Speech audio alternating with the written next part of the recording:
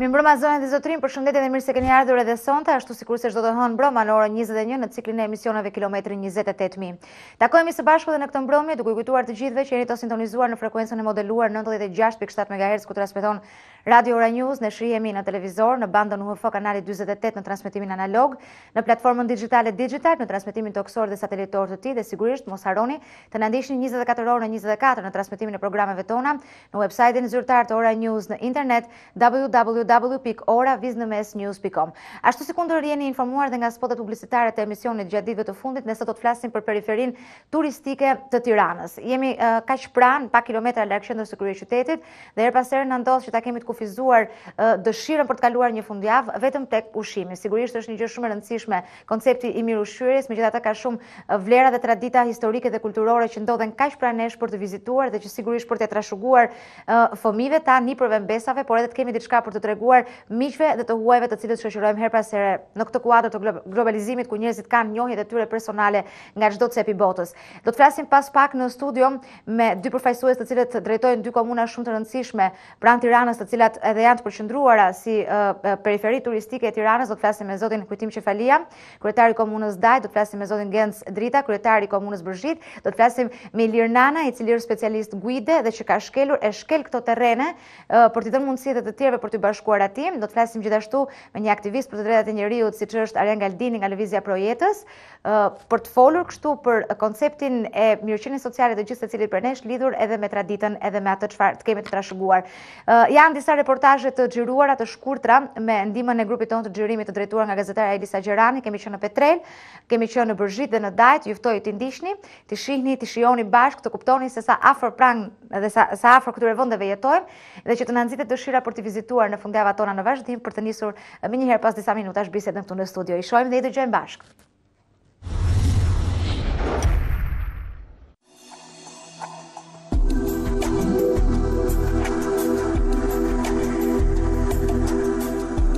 Kjo është rruga që të çon për në Petrel, një prej zonave turistike afër kryeqytetit.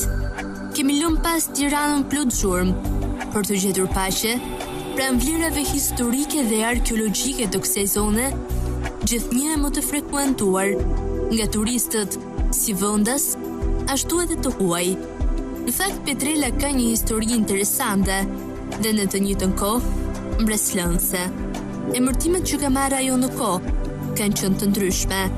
Ardhur nga lashtësit, ajo është emërtuar fillimisht si Betrula, e derisa u tretësua në emërtimin që mbart edhe sot e kësaj dite. Petrela ndodhet vetëm 15 kilometra larg nga kryeqyteti, në aksin rrugor Tiranë-Elbasan, dhe fundjavat atje preferohen jo vetëm nga turistët, por edhe nga VIP-at, ku shumica prej tyre nuk i kanë rezistuar dot dëshirës për të pasur një shtëpi në këtë zonë, ku pyet janë të paprekur, e ku natyra jorse të fton për të kuptuar se çfarë është qetësia dhe relaksi. Petrela shtrihet ma dështore mbi shpatin e malit të vilës, e ku të duket sikur relievi kodrinor malor është vepër e ndonjë fuqie të panjohur.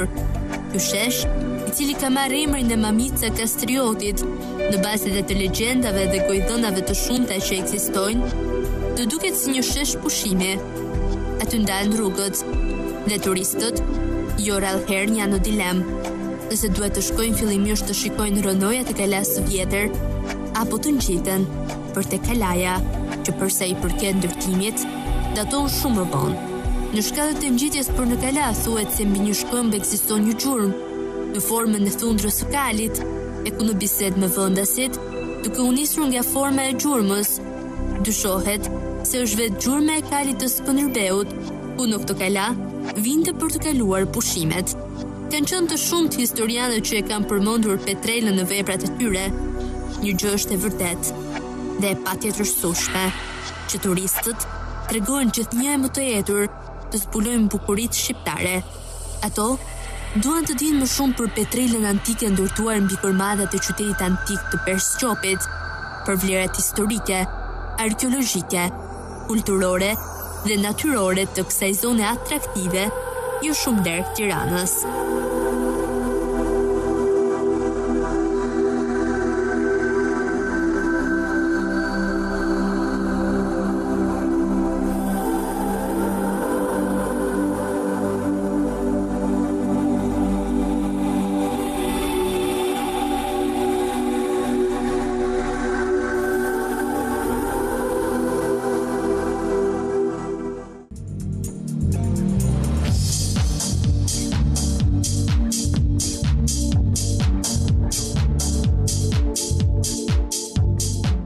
Në fakt, të duket sikur në çdo hap të zbulon një pjesë të historisë së kësaj kalaje.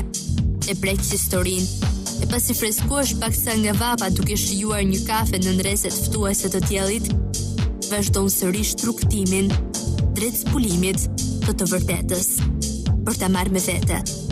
Janë pikërisht ato gur të mëdhenj, ato bedena lufte, që edhe pasi ikën nga Petrela, të bëjnë ta kesh atë në mendje, të shtojnë dëshirën për të ardhur përsëri, për të mos e lënë të vetme. Ajo bëhet pjesë së cilit me bukurinë dhe magjinë që ka, duke u instaluar në korridoret e mendimit tonë.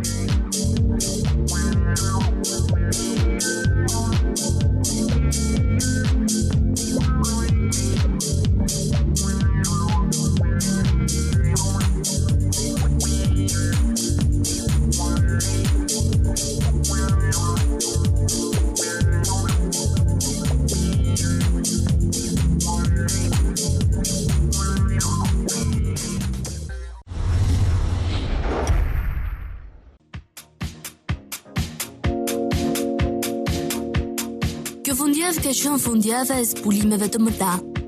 Së bashku me grupin qirues kemi udhëtuar në një tjetër destinacion në periferi të Tiranës.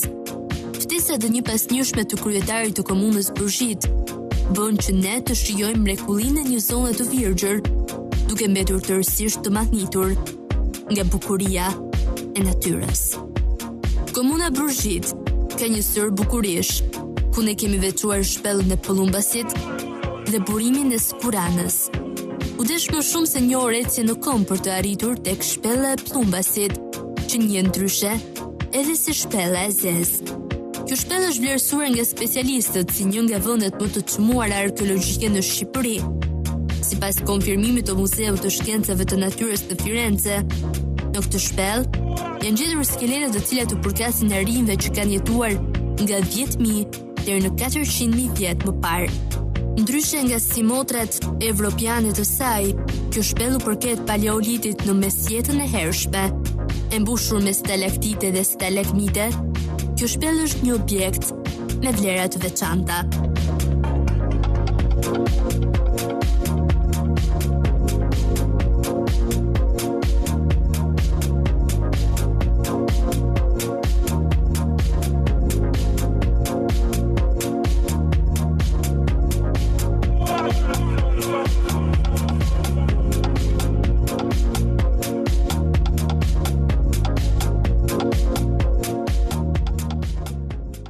Zoti Gzim, duke qenë që ju keni qenë udhërrëfyesi ynë gjatë këtij udhëtimi jo pak të vështirë, edhe duke qenë që edhe vetë ju shoqëroni her pas here turistët që janë të interesuar të zbulojnë bukuritë e rralla të zonës së Bërgjitës, por edhe të shpellës së Pëllumbasit.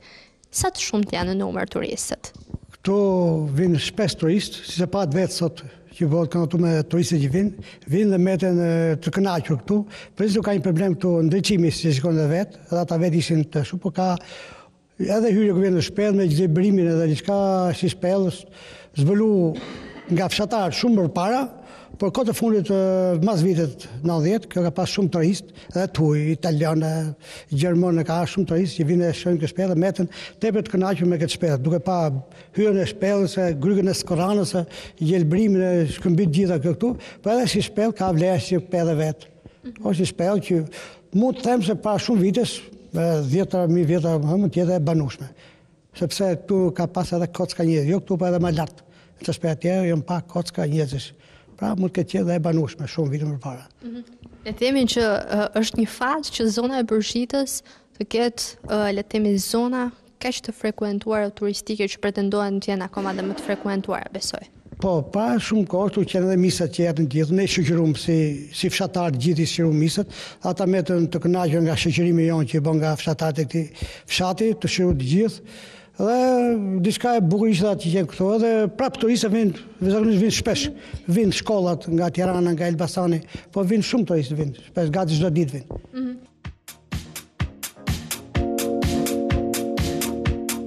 Numri i vizitorëve gjithnjë në rritje, të lëpërshtypjes është kuptuar fare mirë nga ata vetë që edhe fare afër mund të gjesh bukurinë natyrore të pafundme. Si ju duk shpella? Shpella është shumë e bukur edhe shumë interesante. Atëherë lexova edhe më përpara të tabelën që ishte aty, ishte shpellë e vjetër. Janë gjetur edhe nga arkeolog, domethënë gjurmë të njerëzimit të vjetër, dhe madje është quajtur dhe shpella e zezë, shpella e arive. Ju pëlqeu? Po, shumë pëlqeu. Edhe rruga për tek shpella ishte shumë e bukur. Pak e vështirë? Pak e vështirë, po pikërisht edhe këtë donim që të harxhonim ca energji. Do të vish përsëri për ta provuar këtë eksperiencë? Po, shpresoj që po, bile si morëm guidës sonë, morëm dhe kontaktin edhe i tham që do të vim së shpejti. Sot ishim shumë mirë të pajisur për në shpellë, se nuk e parashikuam që do të ishte edhe kaq interesante, domethënë morëm shumë spontanisht të udhtim, mirë po herës tjetër do jemi më të përgatitur, kështu që do vim dhe me pajisje më të plota.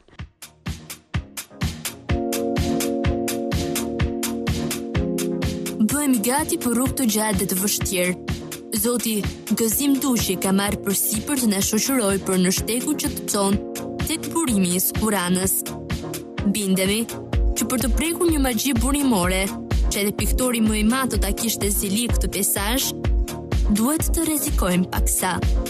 Një lëvizje e gabuar të krehet në ujin e ftohtë të burimit të Skuranës. Është një nxitje e mirë për shpirtin aventurier dhe për syrin eksplorues që është prezent tek çdo njëri prej nesh.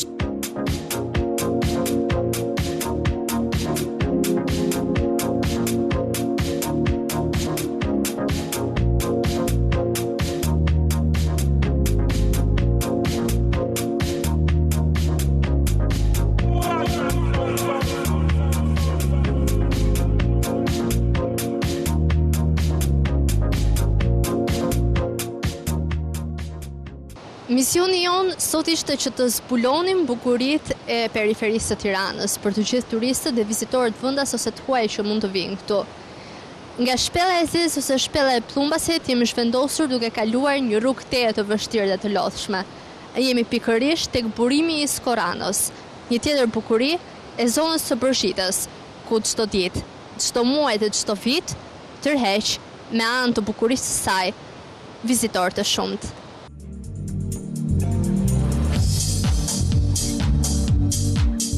Që e bukur është gjithnjë relative, por bukuritë të tilla, kaq të magjishme, janë bërë për të zbuluar. Ne duhet ta konsiderojmë veten me shumë fat që kemi një periferi magjike dhe një Shqipëri që çdo ditë zbulojmë bukuri të shumta.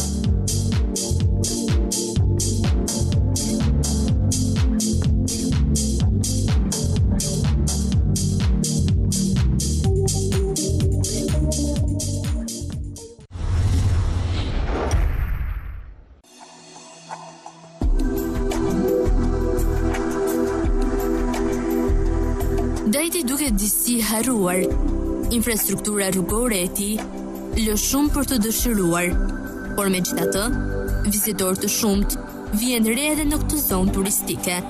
Në parkun e Dajtit, i cili është shpallur zonë e mbrojtur, ndeshemi në rrugë me një grup të rinj që janë organizuar për ta kaluar të dielën e tyre ndryshe, duke marrë biçikletat e tyre të përshtatshme për reliefin malor dhe duke e ushtruar këtë lloj sporti në malin e Dajtit.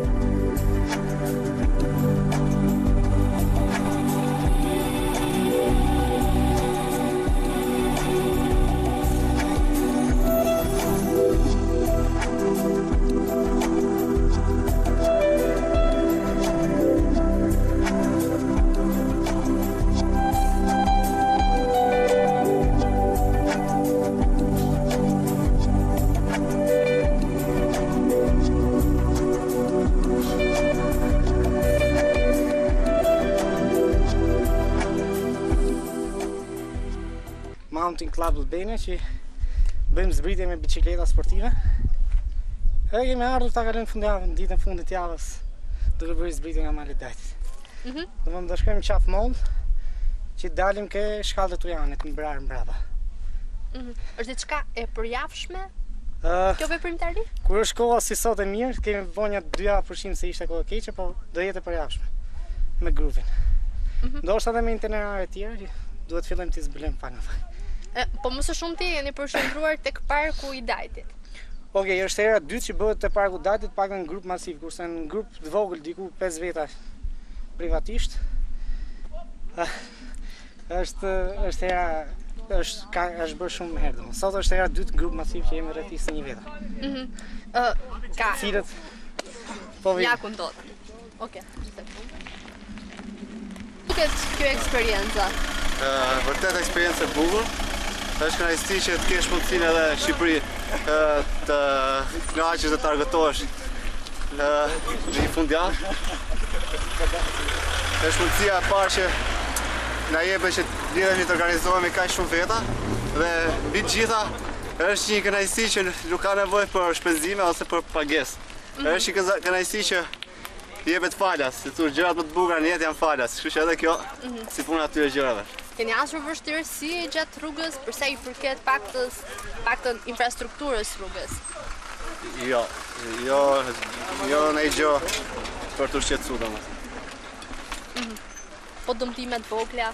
Po, normalisht është sporti vetë ka rrisje dhe ne kemi marrë parasysh rrisjet përderisa kemi ardhur këtu. Dhe mbi të gjitha është sport malor, këto biçikletat tona janë apostafat për këtë gjë, ne vetë jemi përgatit psikologjikisht dhe fizikisht. Kështu që është diçka që bëjmë që. Ju pëlqen Dajti? Po, patjetër. Natyra në përgjithësi. Malin e Dajtit kemi shumë më afër se gjërat e tjera.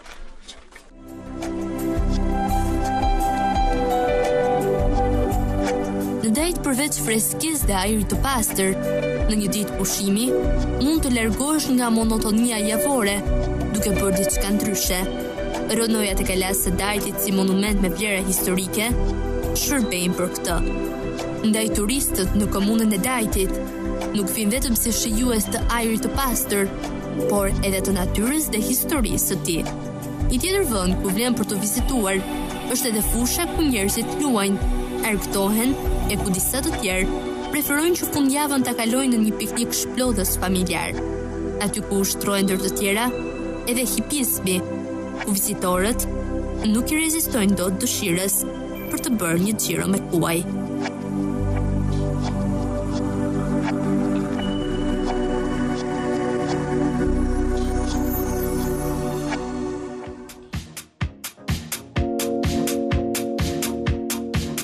Kjo është plaja që në planin urbanistik të komunës është parashikuar si terren I përshtatshëm për ndërtimin e resorteve turistike për të krijuar kushte të përshtatshme për turistët.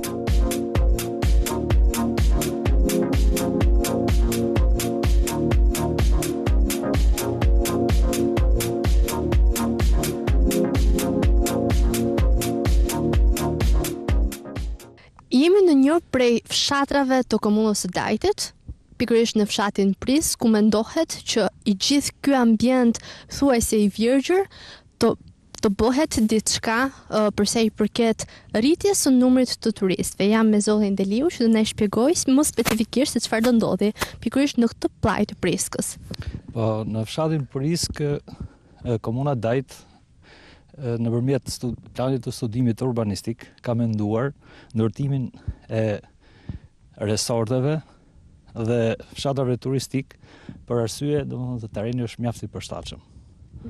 Dhe me zhvillimin e infrastrukturës shpresojmë që të tërheqim investitor për t'i dhënë atë çka meriton ky vend kaq I bukur.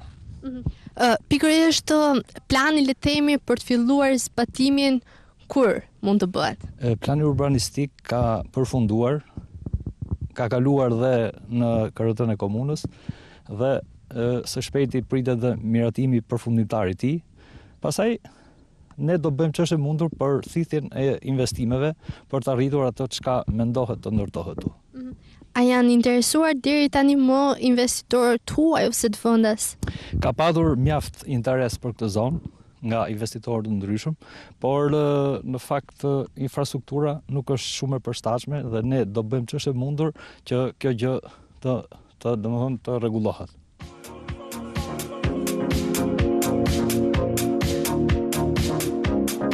Ura e Prarit është një tjetër hallk magjike që frekuentohet së shumti nga turistët.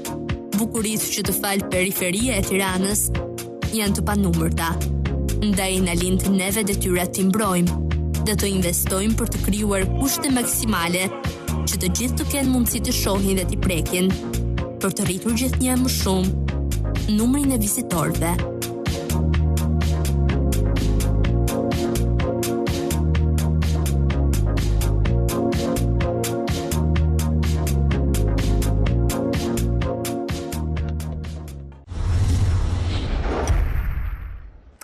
Po nuk të bëhet më për të punuar, pavarësisht se, si me thënë, është dita, mëngjesi dhe drita që të ndjellin dëshirën për të shkuar atje. Kur bie mbrëmja, është më mirë të jemi këtu dhe të diskutojmë mbi atë çka pam. Do të falenderoj për prezencën e tyre sot në studio, zotin Kujtim Qefalia, kryetari i komunës Dajt, mirëmbrëma, mirë se erdhët. Faleminderit që jeni këtu.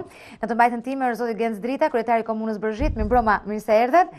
Ilir Nanaj, specialist guide, mirëmbrëma, mirë se erdhët, i cili ka shkelur këto terrene dhe shumë të tjera me këmbë. Jo vetëm që është aktivist për çdo gjë të bukur që shes syri dhe që përjeton mendja, por në mënyrë të veçantë edhe se ka drejtuar kabinetin e ministrit të turizmit, kulturës, rinisë dhe sporteve në vitin 2007, zoti Arjan Galdini, mirëmbrëma, mirë se erdhët. Faleminderit që jeni këtu.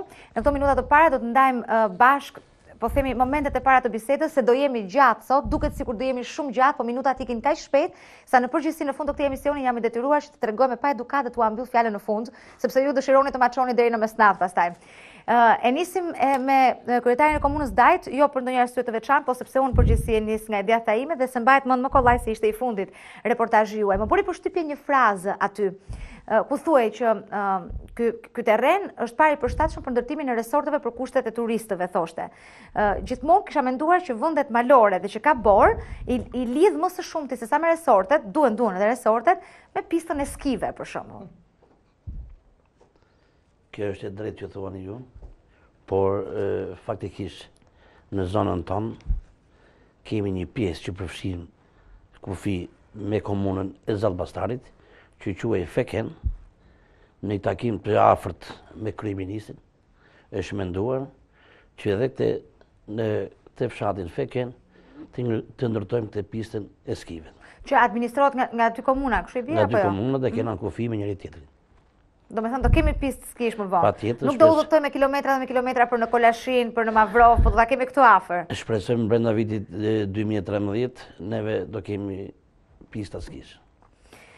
Genci, me thënë drejtën, edhe unë vetë e kam marrë vesh me vonesë, tani nuk po them dje par dje, po me vonesë për prezencën e shpellës së Pollumbasit kaq afër nesh. Duket sikur bëhet pak, apo tani më jemi kujtuar që ne kemi vetëm vlera turistike, ne nuk kemi më industri, që të krenojmë me industri, turizmi na ka mbetur, kështu që me sa duket kemi filluar ta kuptojmë pavarësisht se me vonesë për të promovuar ato pika që kemi rreth e përqark. Unë ju falenderoj jashtëzakonisht shumë televizion Ora Junzi, sepse me ato çfarë pam aty dhe kanë pas shqiptarët brenda dhe jashtë vendit, është një mrekulli. Edhe janë filmime të bëra për herë të parë në Grykën e Skoranës nga një televizion siç jeni juve, edhe ju falenderoj. Si që pa dhe vetë aty është një mrekulli. Shpella e Plumsit është aq afër dhe Gryka e Skoranës, siç kemi në Siu Kaltër që është Sarandë, që do shkojmë me kilometra, ne kemi një mrekulli këtu afër. Që ne bashkërisht me investimet dhe projektet që kemi planifikuar, ta bëjmë që ajo të jetë e prekshme për kryeqytetasit, për shqiptarët brenda dhe jashtë vendit. Kjo ju siç e pat vetë është një mrekulli që nuk do komente. Aty gjatë vitit që kanë kaluar kanë nërë një fjalë vjet mbi 1500 turist, vizitor, sepse çdo gjë është e korrektuar me fiks. Kjo tregon që infrastruktura rrugore edhe kushtet që ne kemi bërë në marrjen e pushtetit vendor, afishimet, planifikimet kanë bërë që të kemi sa më shumë njerëz që të vizitojnë atë bukuri, atë ajër të pasur, një natyrë totalisht e virgjër. Ilir, ka të bëjë me punën e përditshme, me pasionin, dhe nëse mund ta quajmë turizëm aktiv, ato që bëni ju bashkë me grupin tuaj, sepse nuk kam dëgjuar ndonjëherë prej te ose pjesës tjetër të grupit, flasim bashkë të thuhet për shembull isha filan vend dhe ku diun shijova një mish të mirë.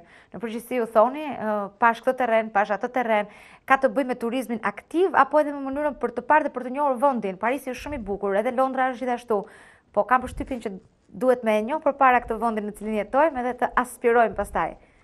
Në fakt, arsyet mund të jenë shumëta, por shpesh herë edhe ne kur dalim jashtë dhe jemi ne pjesë e shërbimeve të njësive operatorëve të huaj, nuk është se kanë diçka që ofrojnë jashtëzakonisht më tepër, se që mund të ofrojmë dhe në vend. Duke marrë parasysh resurset natyrore që kemi ne, mundësia është shumë e madhe që t'i zhvillojmë, pavarësisht interesit për t'investuar në drejtime të caktuara, për të bërë më të mundur prekjen e asaj çka natyra ofron. Dhe në këtë pikë kemi menduar që me ato pak mundësi që kemi t'i japim një shtys, të ecim pak më përpara, duke nxitur edhe vetë masën dhe pushtetin vendor që në thonjza t'i zgjojmë dhe t'i rikujtojmë që shiko se këtu ka diçka. Se çka ka pushteti vendor? Është një çik në gjumë? Për sa i përket investimeve, mundësitë reale i din vetë kryetarët dhe stafet e tyre, por më duket pak e habitshme që interesi në pamje të parë është i vogël, duket i vogël. Bëhet fjalë për disa gjëra elementare për të nisur diçka të tillë që kanë një kosto të vogël. Infrastruktura rrugore ka kostot e veta dhe do kohë, energji, para, ndërsa sinjalistika për shembull, për informimin e udhëtarëve është diçka shumë e vogël në kosto, e papërfillshme, por që bën gjysmën e punës. Ose më shumë se gjysmën e punës. Ku ka mungesa? Po të pyes shumë herpas nga që shkelni terren her pas here ku? Ka shumë të drejtë, do të jep shumë përveç, po më fal, ta mbaroj mendimin? Në komunën e Zotërisë që drejton është shpella që ka rast i veçantë sinjalistik, nga fshati deri në hyrje, pastaj të gjithë objektet e tjera rezultojnë të varfra. Po ndritshim, sikur s'kishte ndritshim. Me nisma individuale njerëz kanë filluar po vënë. Shoqata të ndryshme, por është shumë e pakët si punë.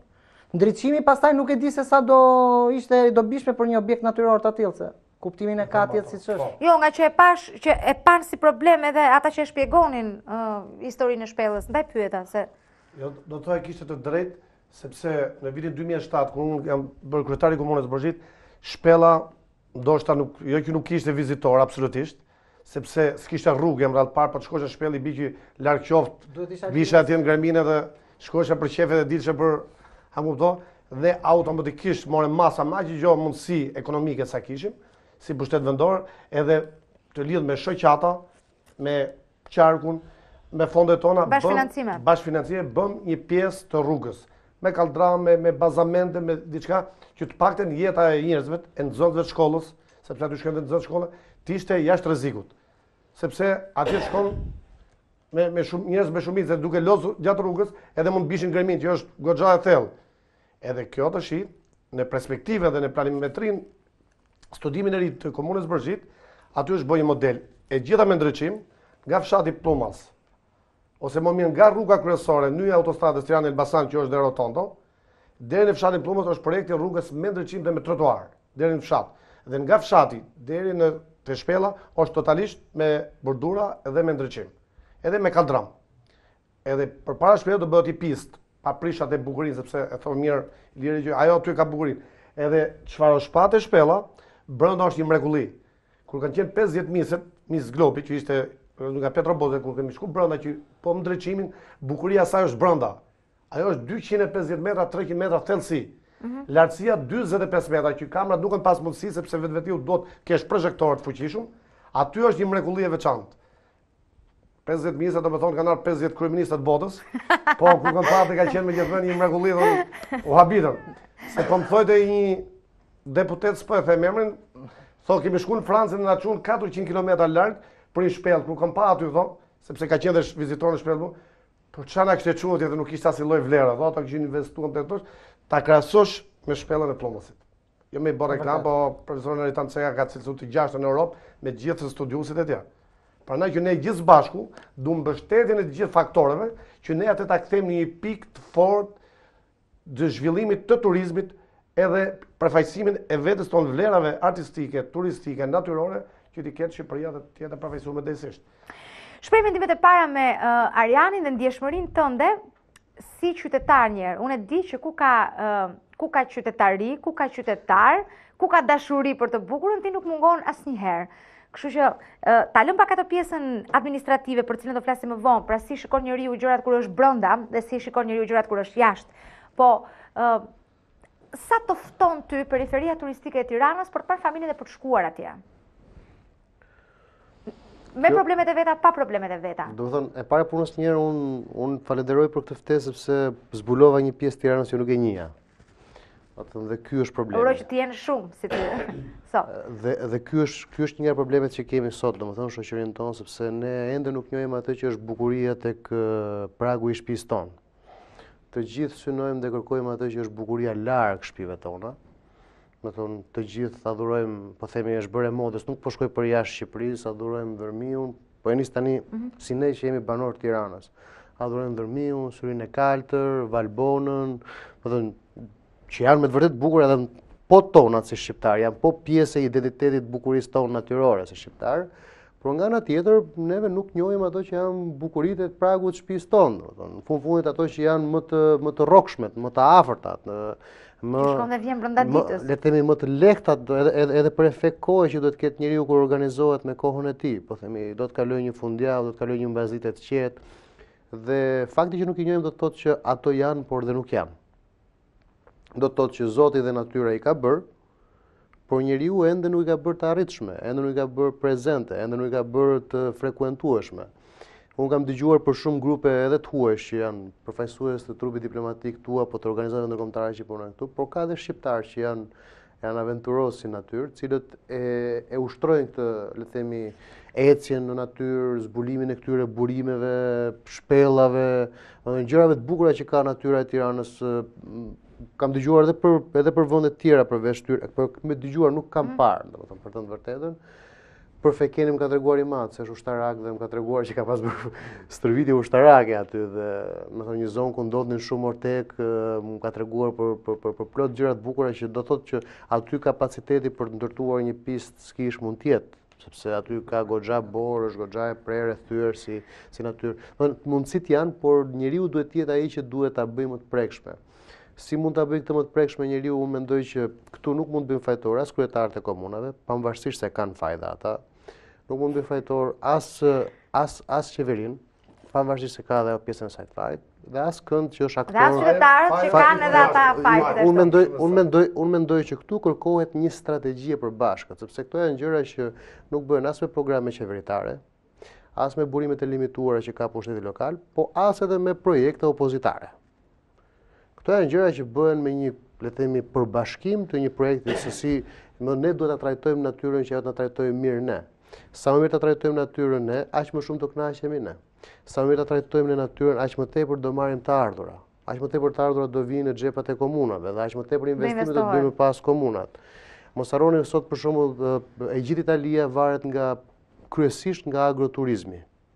Në fshatra që ndoshta nuk kanë bukuri të tilla, por ata janë kujdesur në natyrën dhe relievin e tyre që të ndërtojnë agroturizmin, ushqimet tradicionale, lokale, ku ti mund të provosh eksaktësisht çfarë janë, domethënë qoftë ato që janë gjethurinat e zonës, perimet e zonës, frutat e zonës, të sezonit, njëkohësisht edhe vetë kafshët të cilat janë të rritura aty.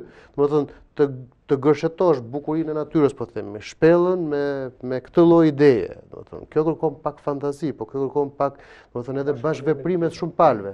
Sepse mos ta harrojmë një gjë tjetër që për shembull në Shqipëri kemi një institut që është Instituti i Antropologjisë dhe Kulturës Popullore, apo Instituti Albanologjik QSA-ja, Qendra e Studimeve Albanologjike.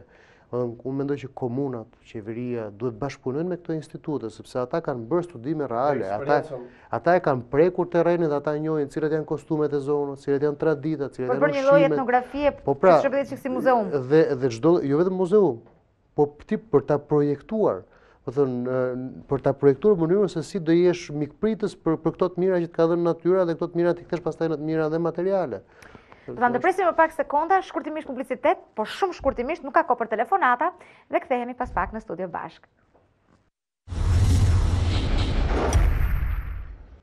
Mirë, rikthehemi përsëri në studio bashkë dhe nisim pak tek ajo që e cekon një Çikariani për burimet e limituara të një komune. Tani do t'i shpjegojmë të gjithë qytetarëve që ne të gjendë që na shohin, çfarë kapacitetesh financiare ka një komunë. Domethënë, ku i gjen një komunë paratë? Shpyetje për ju. Edhe për ty pas të agenci. Tani si që dihet, komuna pjesën më të madhe të ardhave e siguron me taksat që mbledh.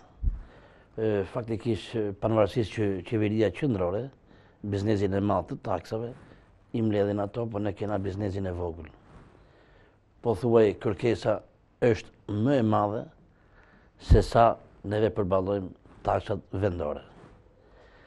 Si dihet, këto taksa janë taksa ndërtimi, taksat e pastrimit, taksat e tokës, taksat e biznesit vogël. Me këto taksa neve mulojmë një pjesë të punojësve, një pjesë të arsimit, një pjesë të mirëmbajtjeve ujësjellësve kanalizimeve dhe pa mësdore edhe rrjetin e ujësjellësve dhe të mirëmbajtjeve të rrugëve. Do thoja që për sa i përket komunës time, them duke qenë një komunë shumë e përhapur për 16 fshatra, kemi shumë zona të thella, të cilët është vështirë të mbledhë këto taksa, sepse me thënë drejtën ato nuk sigurojnë bukën dhe jo shkush të marrësh dhe taksin, po thush në çdo fshat që shkojmë, shikojmë listat pranë lokaleve, siç e dimë gjithë. Dyqaneve. Dhe është vështirë të mbledhë taksën. Megjithatë, jena munduar që një pjesë të taksat i përballojmë dhe të vëmë në shfrytëzim të komunitetit. Është bërë, po. Jo, do isha faktikisht që ta bëshim dhe qisi replikë bisedën. Nuk kemi në shkollë këtu, më përshë roli zyshës, po. Në kuptim në fjalës kujtimi, se po flasim në kolegë, në fjallë më do, duhet që mos qahet shumë në kuptim në fjalës, sepse komuna Dajt është një komunë goxha me resurse të mëdhaja, në kuptim në fjalës, me investime shumë të mëdhaja, me rezidenca, me vila, me pallate, në kuptim në fjalës, që të paktën taksat janë në komunën Dajt. Kurse ne i bio se komunat tjera në Shqipëri, që janë të pasi lloj burimi të kësaj lloj fushë, i bi që të mbarojnë fare. Atëherë neve si të zgjedhur vendor, na lind e drejta të gjejmë ne mënyrën, sepse kompetencat dhe bazat ligjore janë të gjitha, për të shfrytzuar pyjet, kullotat, livadet, gjithçka që sjell të ardhën komunë. E ti vend shërbim të qytetarit. Sepse kjo ishte në atë, sepse unë kam zeli them komunat Dajt, ose dhe mos sa të ardhur ka, am kupton. Ti kish unë atë nuk e imagjinoj do se çfarë kishte bëj, jo shpella, po të dukte shpella ku Tiranë me ndryshim. Nga larg. Am kupton. Ju kolegu e kish kuptoi. Ne nuk thash nuk kemi të ardhura, por ne thash mundësia e vileve të ardhura është e vogël me kërkesat që janë. Po thuash në komunën e Dajtit, duke qenë një zonë turistike, po thuash jo vetëm qytetarët e Tiranës dhe në gjithë Shqipëria, por edhe njerëz të huaj janë dyndje në Dajt. Kush nuk ka qejf të vi dhe të shijoj atë bukuri që neve pam në televizor.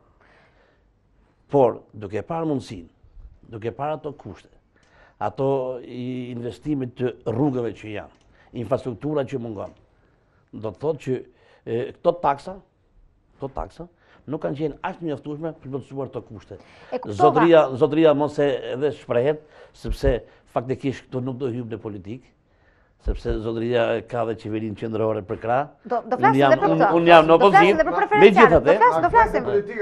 Megjithatë, që ka përfituar dhe nga grandet goxha dhe të jemi realistë. Megjithatë, do flasim edhe për pushtetin e pushtetit qendror, patjetër. Ka diçka. Megjithatë, qeverisja vendore nuk ka lidhje me qeverinë qendrore. Ne kemi një komunitet siç që jam në opozitë, ashtu dhe Genci që është në qeveri sot. Kemi një komunitet që të majtë djathë nuk në duhen, janë njerëz që neve punojmë për ato, të sigurojmë të ardhët atyre, të mbështesim ato për hallet dhe problemet që kanë.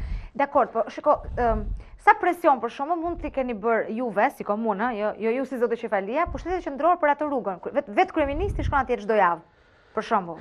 Tani unë faktikisht nuk kam marrë dokumentacione me vete, po flasin që nga viti 2007 dhe deri sot. Nëse mund ta quajmë presion, po ajo është nevojë për nuk do ta kthej në politikë, thash, po nga 2007 deri sot, unë mund të kem mbi 10 kërkesa të qeverisë qendrore, të ministrave përkatëse, sidomos për rrugën Tiranë-Dajt. Është një rrugë nacionale. Është e pasigurt. Është një rrugë nacionale, të cilët mundohet nga qeveria qendrore. Megjithatë, neve si qeveri vendore jena munduar në shumë raste për ta mirëmbajtur të rrugë. Me aq sa kena pas mundësi me të ardhurat tona, por është një rrugë që po thosht e gjithë, thash, jo vetëm qyteti i Tiranës, gjithë Shqipëria ka dëshirë të vijë. Unë kam pas shumë raste, më shikojnë banor të ndryshëm në rrugët, ndalen makinën, më thonë kryetar, po pse këtë rrugën e le kështu? nuk di çfarë t'i shprehem, nuk di çfarë t'u them. Sepse pjesa më e madhe e popullsisë nuk do të di ka qeveri qendrore apo ka qeveri vendore. Ai do një rrugë të shkojë, të kaloj një ditë bukur me familjen e me gjithë. Neve diçka pozitive që kemi, po thush mund t'jena nga komunat e para në Ballkan që kemi në teleferik. Një pjesë të zgjidhjes ne ka munduar teleferiku që nuk kena hasur shumë vështirësi aq sa duhej. Por faktikisht e mira ishte që kjo rrugë të bëhej se një familjar i thjesht, me një familje prej 4 vetësh, me një makinë. Sa merit ka komunat e teleferiku? Ne s'marrim asnjë tardhë fare. Jo, sa merit ka? Se ajo nuk është iniciativë e komunës. Po të thush, ja kush është merita e komunës Dajt për teleferikun, vetëm kënaqësia e qytetarëve që thonë ky teleferik ndodhet në komunën Dajt.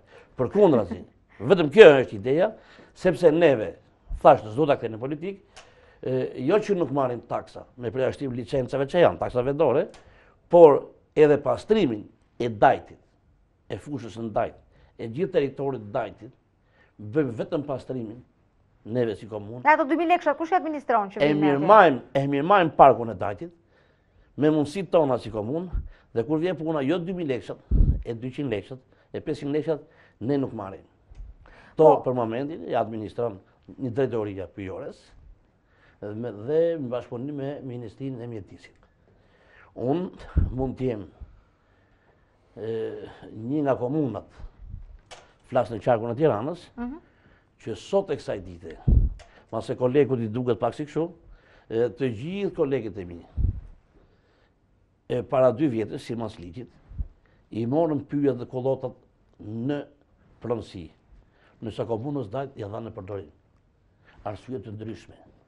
Ndërsa unë me njëherë i refuzova,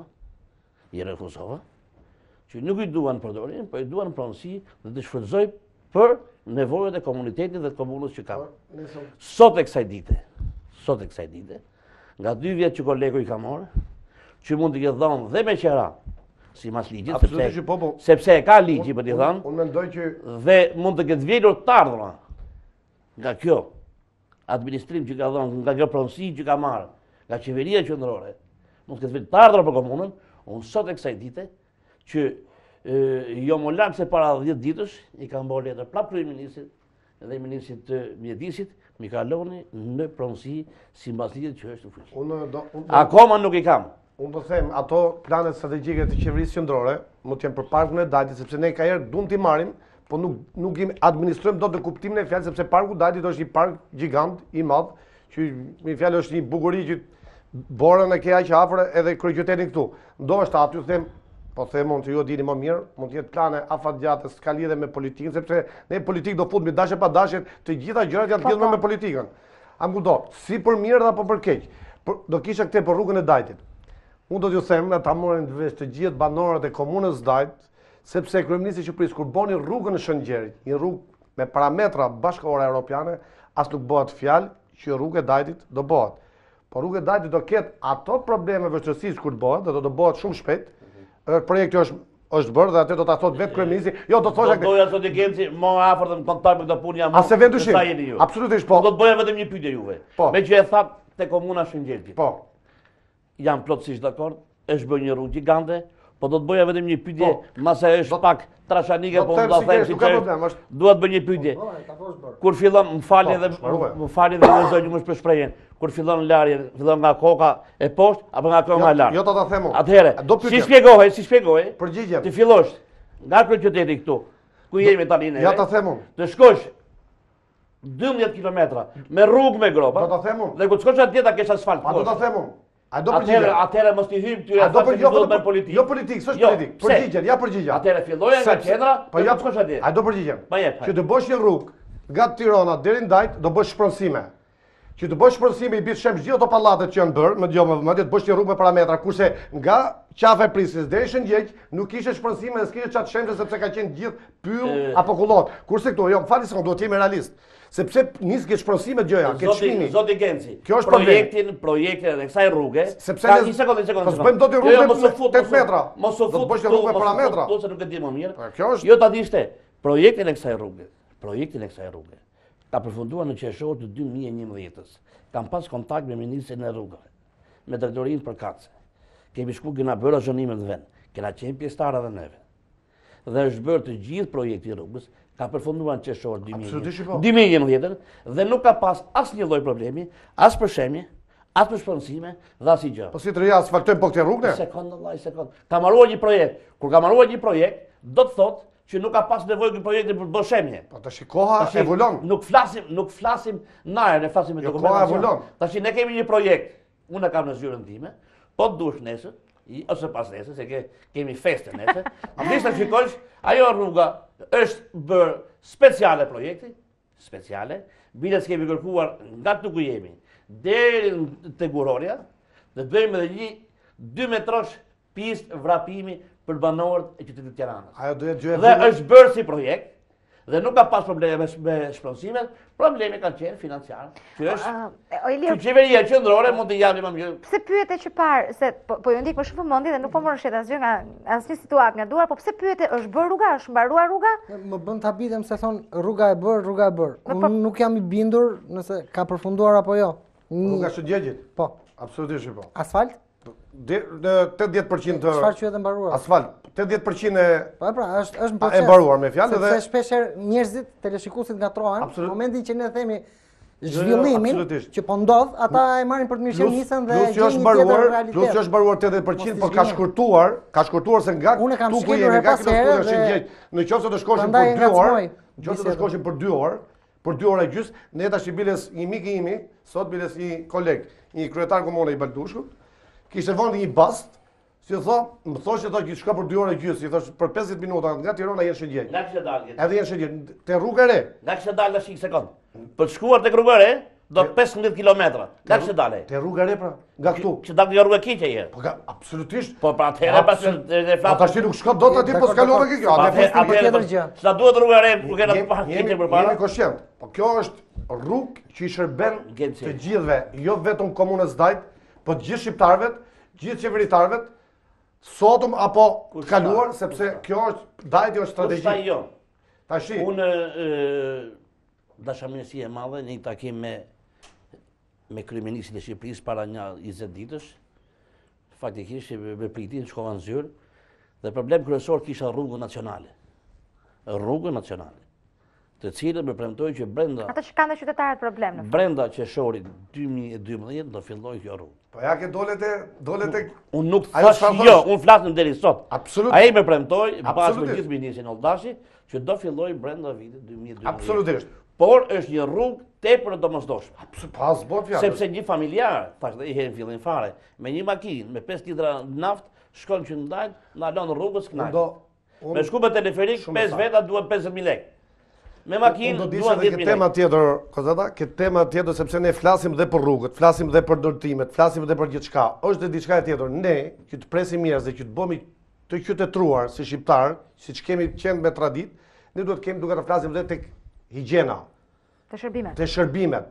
Sepse resortet që janë ngretë në komunat periferike të Tiranës, Dajtit, Petrelës, Fargës, Bërgjitës, është një mrekulli nuk i gjes në vendet të zhvilluara europiane. Atëherë, këto njerëz vinë, kanë një shërbim shumë të mirë, kanë një respekt, ushqimi bio, shohin higjienën, papastërtia jashtë territorit që na rrethon, shkollat, papastërtia.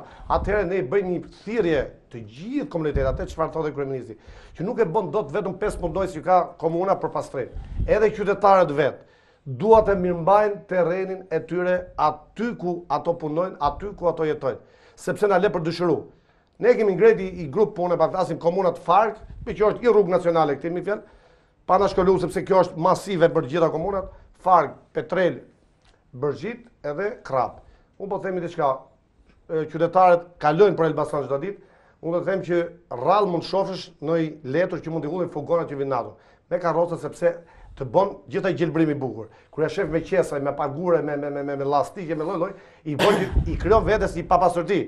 Troft ai lokali bukur që ke boti brenda, e që shërben bukur kur ne smajm ambientin që na rrethojnë. Atëherë shumë bukur Genci. Kjo është ndërtuar edhe me rrugët dhe me të gjitha. Shumë bukur dhe ka shumë drejt zoti koleg, po çfarë ti bëjmë asaj rruge që nuk është mendja të heqim atë paguren e ujit që hedh një banar, pa atyruar me një pellgu ujë që noton makina, aty ruhemi një grope, aty ruhemi një guri që mund bjeri të blokoj rrugën, aty ruhemi një rrugë, për shembull, po ta bësh një rrugë sot, në 2 vende, rruga nacionale Tiranë-Dajt është shembur nga Lagështira.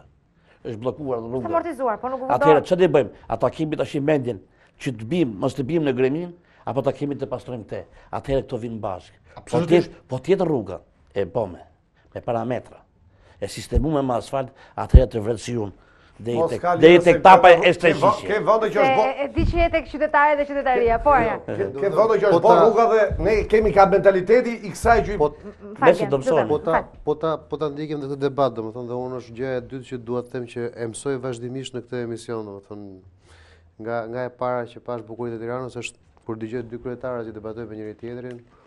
Unë mësoj faktin që kemi 2 kryetarë komune në rrethinat e Tiranës, të cilët, domethënë, ndoshta e kanë shumë të qartë atë skemën e mikroqeverisjes në komunën e tyre, por mungon koordinimi.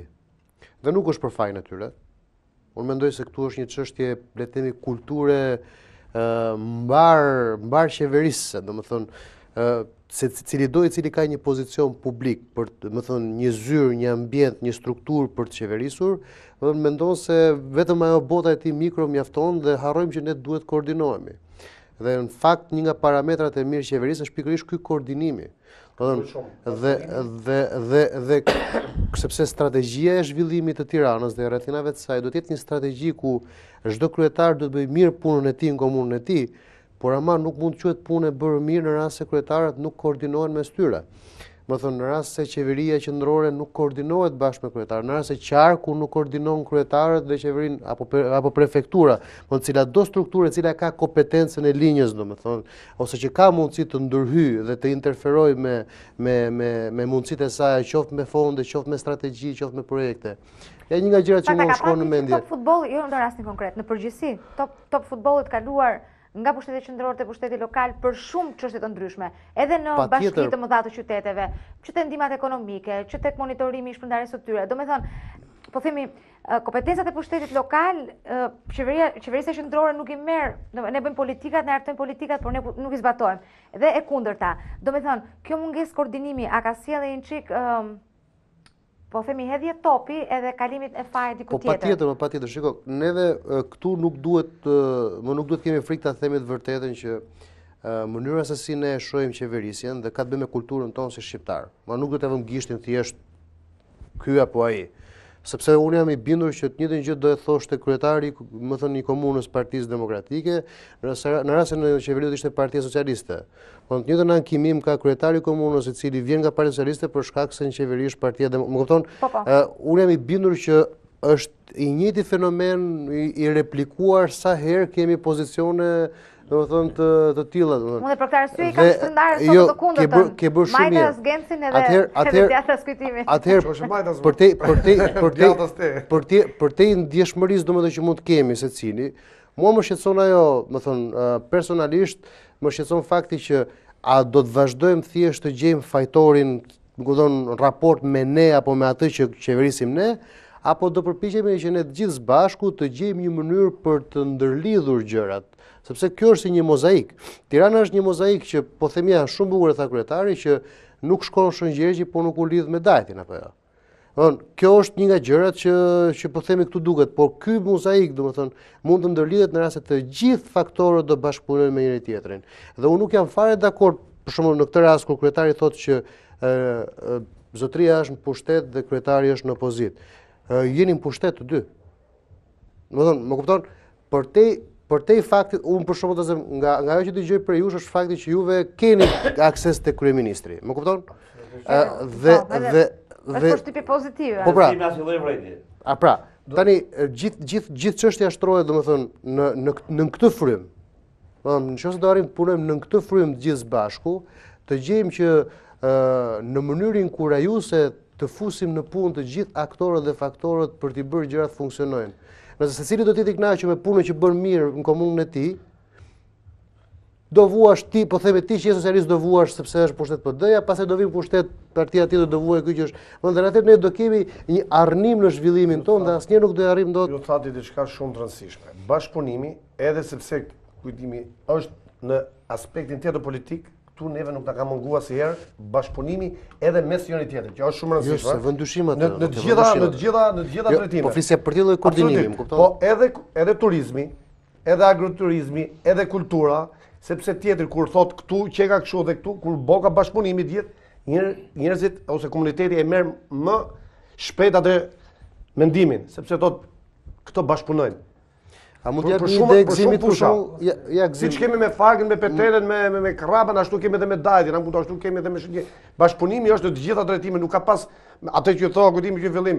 Ne jemi në shërbim, i majtë po djati, njerëzit duan shërbimin, duan praktikë. Megjithatë, favorizohet ai që A do të themi diçka drejt gjithë botën. Që është në majorancë. Me thonë të drejtën, po të bësh bilancet, sa ka marrë Komuna Bërgjit nga grandi qeverisës, kur në pushtet është partia që unë jam, atëherë, ja ku është kujtimi këtu, është mbi, sepse Dajti absolutisht që do përfitoj më shumë, sepse është komunë më e madhe s'bot fjalë, kërkesë këmë, po ka mbi 10 fishin më shumë se sa Bërgjita s'bot fjalë. Edhe absolutisht nuk jemi xheloz, sepse kjo është një gjë shumë e mirë e ndarja së grandave qeverisë që njerëzit duan shërbim.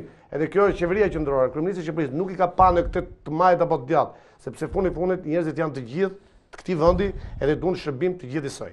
Atëherë është në detyrën e kryetarit të Gjësisë Vendore që sa është i aftë të menaxhoj apo të çojë këto projekte aty ku njerëzit përfitojnë më shumë, edhe turizmi apo kultura apo më thetosh është më shpejt për tu afirmuar. Kjo është në dorën tonë.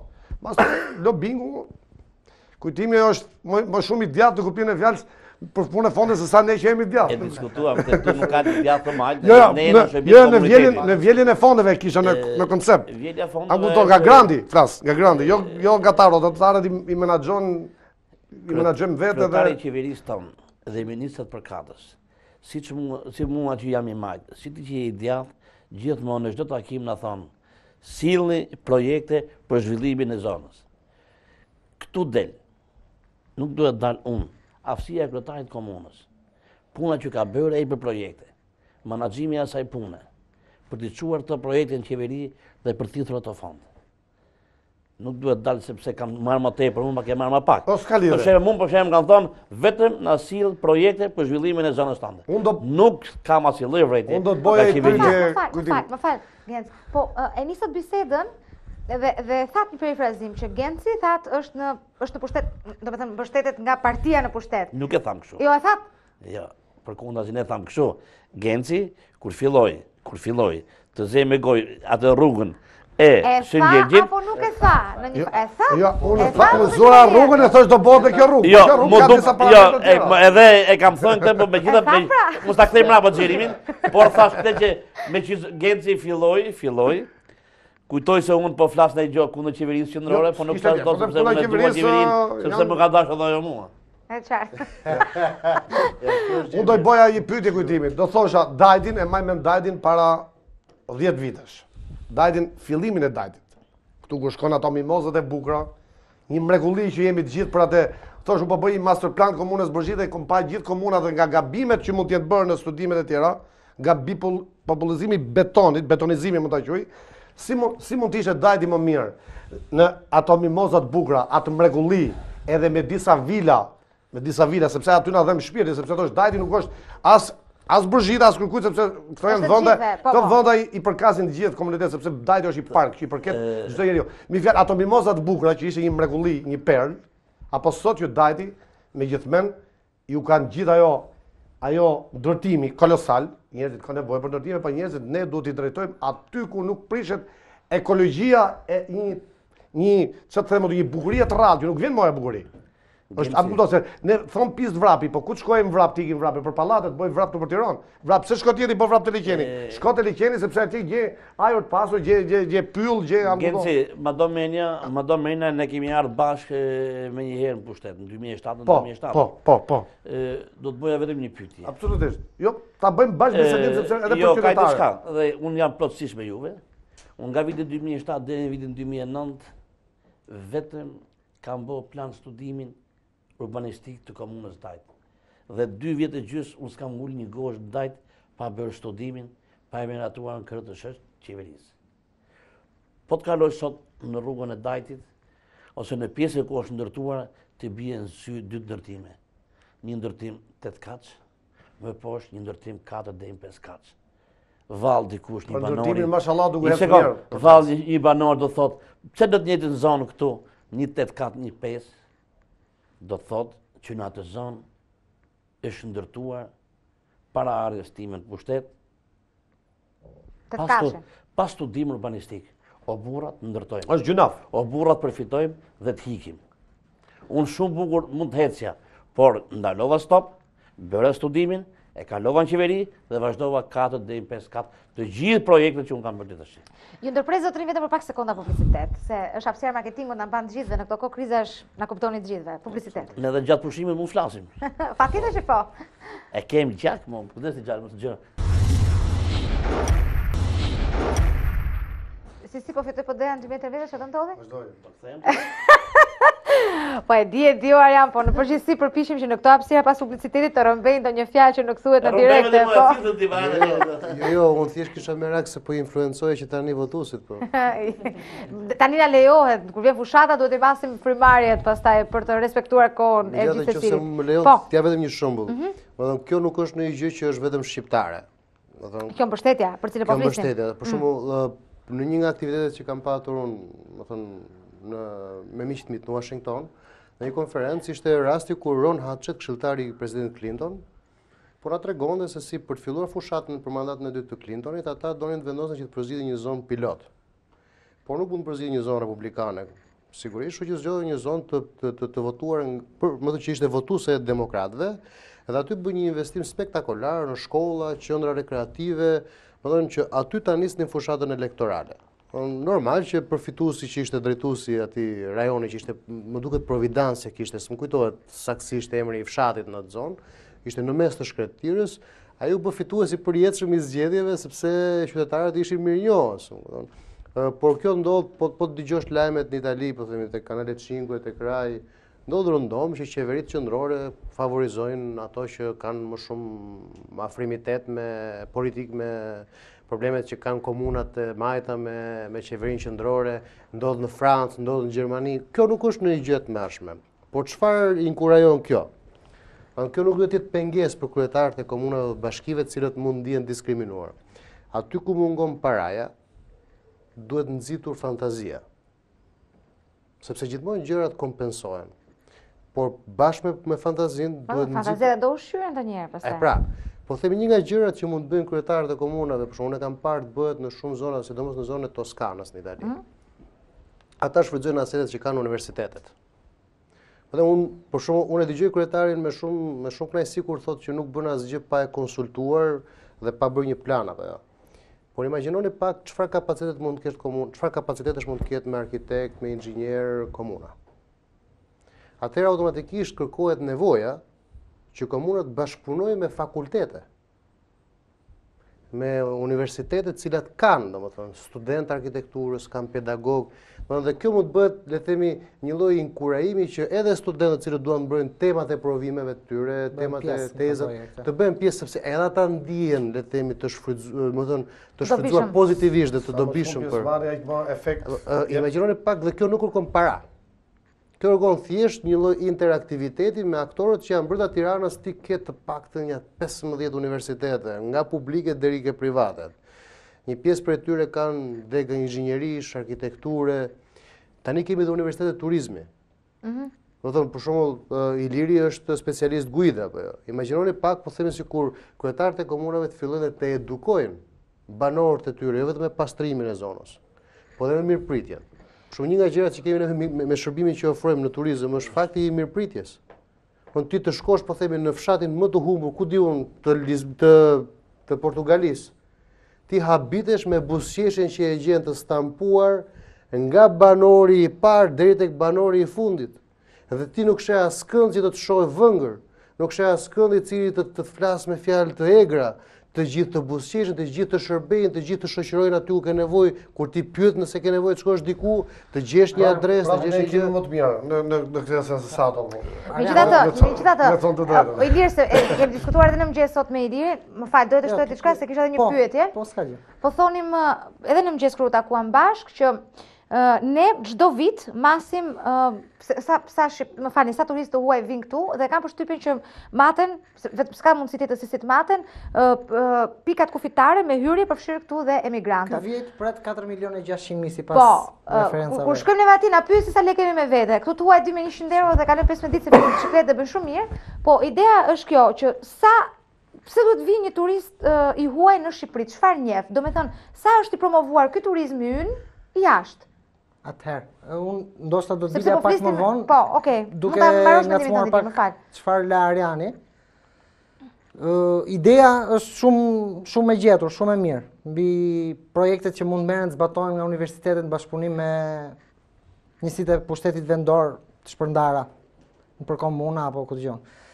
Por ideja është se këtu duhet një plan i përgjithshëm me një objektiv të qartë se çfarë do bëj shteti ku dhe pse. Mbas kësaj, pastaj mënyra, cilësia zhvillohet në të.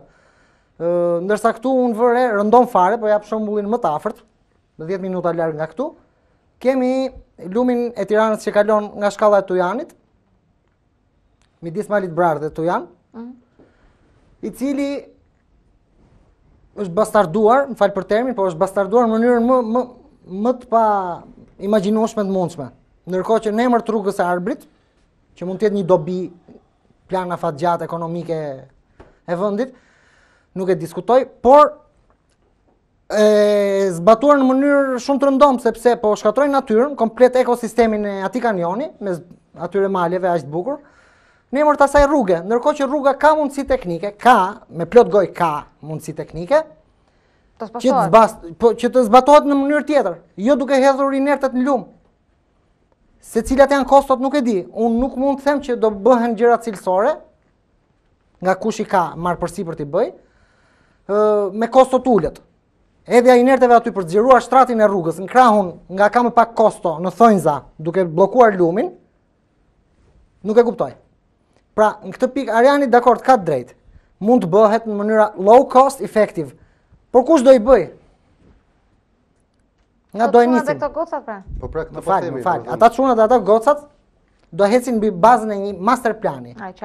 Me një objektiv caktuar. Po s'patën 100 apo një orientues. Ideja ime ishte thjesht një ide spontane. Shumë e mirë Arian. Absolute. Do të them ti dëgjim, fal. Po ideja ime është që po të vihet fantazia në punë. Po nëse ne do kërkojmë më të mirën brenda vetes, domethënë qeverisit, po jo vetëm qeverisit, domethënë edhe qytetarët. Po ne mund të angazhojmë të gjitha energjitë që janë brenda këtij vendi, për shembull në rastin e Tiranës, brenda Tiranës. Po nuk është thjesht puna thjesht tek master plani. Se gjithsesi master plani është një plan i përgjithshëm që detajet do t'i zbatojnë kryetarët e komunave. Po thonë, dakord. Apo jo. Dakord. Po të bëjmë çfarë përballë kujt kostoje? Po më kjo është të janë detaje pastaj, nuk mund të hyjmë që tani në detaje. Nuk do dal pak, do devijoj pak. Duke ndëtur më thjesht ose më troç. Jo, më troç. Më fal pak. Kemi Bregdetin. Po e lej pjesën ku po flisim deri tani.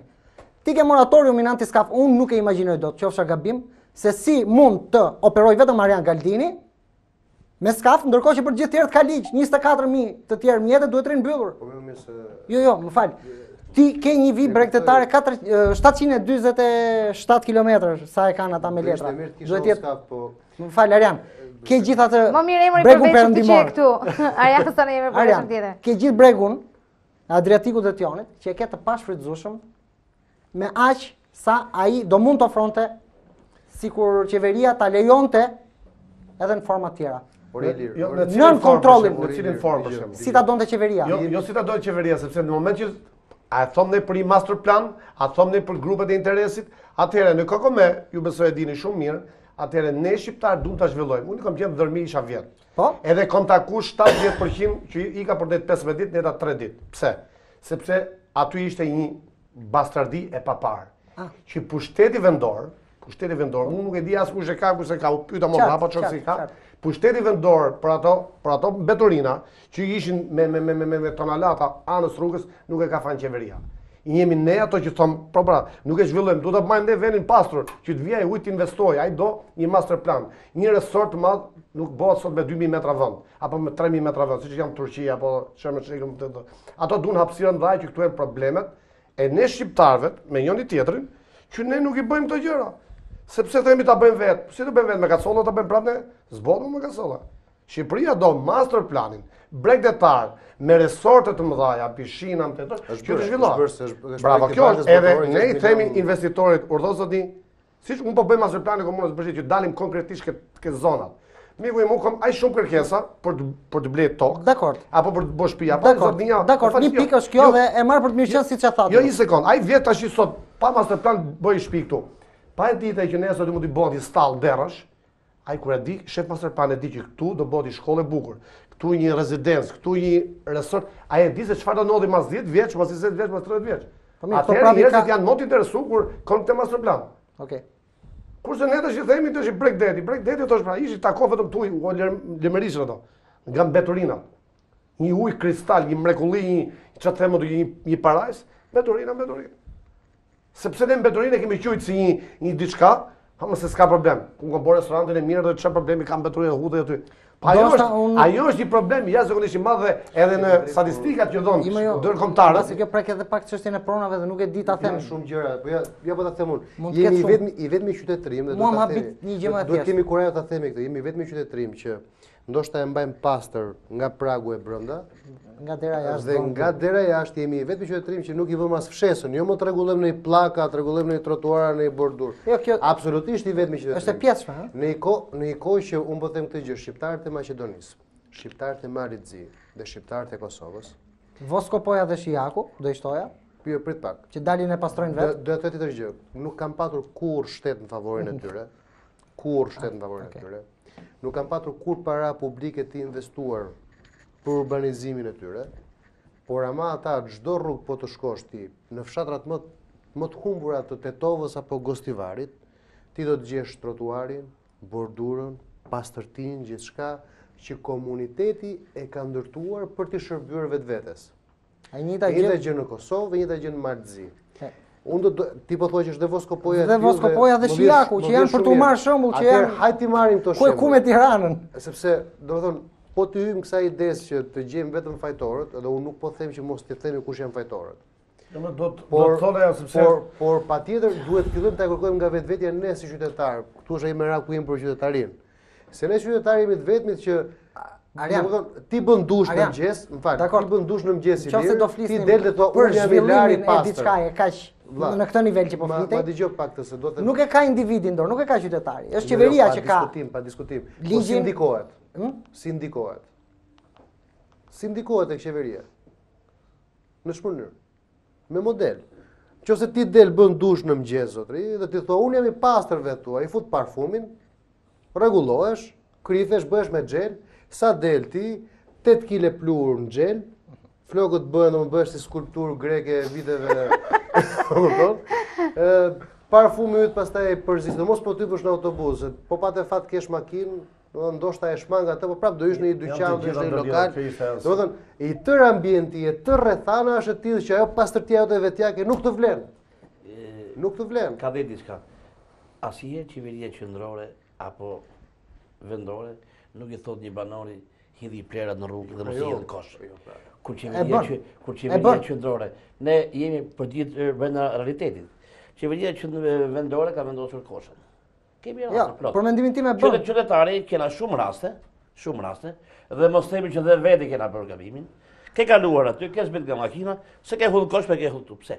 Atëherë, pse është ky kosh? Se nuk ndodh. Jo, një sekondë, do ta lëm si e bën, si e nxit, se si thot qeverisja ose qeveria e bën në një farë mënyrë, duke heshtur, duke mos vënë ligjin veprim për ndëshkuar apo për të marrë masën e caktuar. Është qytetari që bën qeverinë dhe është qeveria që ndërton qytetarin. Kjo pra është. Është ndërlidhur pra. Ne do ta kuptojmë tek vetja. Përpara kërkesës në llogarisë, që merret që se perë, hidhen në vendin e. Është diçka çuditshme, pa jemi po ne që shkojmë jashtë shtetit. Shkojmë jashtë shtetit, kemi bredh, kemi pam të tosh, edhe totalisht ndikomi e marrim atë biçën e cigares, shkojmë çojmë atje te vendi ose letra nuk i. Atëherë ju i aplikoni këto mënyra? Absolutisht shif çfarë kena bërë. Jo neve. Do të themi diçka. Ju si qytetar. Ora unë si qytetar do e hedh. Se edhe në Paris, kryetar, në Paris, më fal, Në Paris, ti po ta edhësh atë bishtin e cigares në trotuar, të vjen polici nga ti, nuk e di se nga të fanepset ai, të vjen si fantazëm edhe të jap faturën 250 euro xhob, në xhep edhe thotë tani zotëri. Tani që spihet më duhanin na vjen te interiore dhe hedhin. Ku do të themi diçka? Fëmit, brezi i ri që po rritet, po flas brezin e ri po quj këto që janë këtu në klasë 9. Po. Se këto të tjerë po quajt vjetër ose këto se marrin dollat e këto s'ndryshojnë të 20 vjeç, po do me thënë ti. Brezi i ri, ju po themi drejt, kam bërë takime para 10 ditë nga sensibilizimi i madh që ishte për mbetjet, për shkollat. Do të themi diçka, ka dhënë impakt jashtëzakonisht të rëndësishëm. Me drejtorët e shkollim Lodha sepse siç anove, të gjithë fëmijët shkojnë bleshin çokoladë apo ku diun, edhe letrat për tokë. Nuk ju ushëm në territorin e shkollës, jashtë territorit të shkollës, pa akoma më keq. Sipas ligjore ju keni drejt vini gjoba? Absolutisht po. Janë të gjitha kompetencat për gjoba për gjitha. Do të themi diçka. Individit, edhe individ apo subjekt? Edhe individit, absolutisht. Po problemi i madh është këtu, që sot në kapacitetet tona ose mentalitetet më mirë ta them, thotë si po më vej gjobë ti mua do i duket rëndom. Po ne, po nuk e sensibilizojmë këtë. Po nuk e bën fakt. Asnjëherë nuk kemi për ta arritur ne dot ta marrim vendin pasur. Të ta kem po dy të shkollat. Me ka dhënë impakt jashtëzakonisht brenda 8 ditëve gjithçka ka ndryshuar që s'kishte angudo. Absolutisht. Të gjithë moda fëmijë nuk i hudhin më ato me turinat. As jashtë shkollës, jo. Në njëri harron në njëri. Tash ne po flasim, absolutisht po harrojnë mëdhëtë, po harrojnë vetit. Po flas në sensibilizim. Ose unë kam kaluar të kam pa xhoxhi, ta letrën. Ne duhet t'i japim këtë kulturë këtij brezi sepse është gjunaf. Po mirë Genci, të gjithë këto njerëzit ikin, sikur thanë, ikin jashtë. Tani jashtë pse nuk e bëjnë prej kulturës që kanë? Kulturën se kanë, se vinë edhe këtu brenda, apo prej frikës që ruan vreshtin. Unë do të themi diçka, këtë s'kam arrit dot ta kuptoj, po ku di unë frika po se po i duket që thotë mos të nguli veten e vet, në kuptimin e fjalës se këtu e bën gjithë isoj. Edhe nuk i bëha përshtypje në Tiranë, brenda në qytetin e Tiranës ose në qytet, ti nuk e merr mbeturinën ta hedhësh, edhe unë para, edhe unë e kam bërë. Nuk e hedh dot nga makina jote ose nga kudo. Kurse kur ti je rrugës duke ecur me rrugë dytësore apo, ti e hedh atë pra. Unë do të thoja këtë ose në cilën Tiranë ke qenë që se ke parë ta hedhin nga dritari i makinës. Po se ideja është po më shef ky, po më shef ai, më vjen çik si zor, prira për modele. Po ka të vërtetë kjo. Kur del jashtë, e hedh pra, po dhe mra. Unë do të thoja vetëm këtë për të thënë këtë tjetër për komunasi. Pse ne që jemi këtu, dikush, pse tentojmë ta hedhim këtë shishen këtu? Sepse këtu shikojmë një ambient të pastër. Dhe vetë kultura jonë themi, mos ta bëjmë pyes ta ndosim këtë. Por kur dalim në rrugë neve, kur nuk e shohim ambientin e pastër, kur nuk e shohim të rregull, dhe neve jena mësuar dhe e hedhim. Po ta shohim atje të pastër, si e shohim në Gjermani, në Itali, në Angli e kudo. Dhe neve kultura do na bëjë që mos ta hedhim. Nesër kush do i lëm mbeturinat e liçeni? Nesër, jo më larg se nesër, që do mbushat plot atje. Është dikushimi, kush do i lëri? Do t'i lën njerëzit vetë, do t'i lën mbeturinat e liçenit. Ju e pat, ishte diçka kronika që është bë në televizionin e ABC News te klani më fjalë. Çfarë ishte për ditën e verës? Tash ja kishte bova ki aq bukur Tirana, me aq shumë njerëz, me aq njerëz të mrekullueshëm. Mbas asaj parkurinia ishte këtu në një çfarë them aty. Ai ishim këto njerëz që imagjino, ishin këto njerëz që i lën aty. Ti i mora ato siç i morëm me hongur aty për qef me fëmijë, merri ke qesja dhe çohet e koshi. Ishte një llatarizim në mentalitetin e qytetarit. Ishte në Budva, ja, sepse duhet ta kërkojmë që llogarin vet, unë nuk jam shqiptar sharë, se unë dua shumë shqiptarët, por jam kritikues sepse kërkoj më të mirën. Bëj dallimin tim mes Budvës dhe Ulqinit. Shkoj në Budva, edhe ku shkojmë shumë ne shqiptarët, në Budva nuk të lejon njeri të hedhësh një pislik në Bregdet. Asgjë kundi. Kam shkuar në Ulqin brenda një ditë dhe po pije kafe në një nga lokalet që është përballë plazhit. Rrafsh shqiptarët. Ne. Po. Mbas orës 5-6 filloi të errej dhe filluan njerëzit ngrinin çadrat dhe po largoheshin. Kur janë larguar, ai plazhi aty ishte një batërdi e vërtet. Ai plazhi mrekullueshëm, batërdi e vërtet me plera, me bidona, me kanaçe, me gjithçka. E tmerrshme.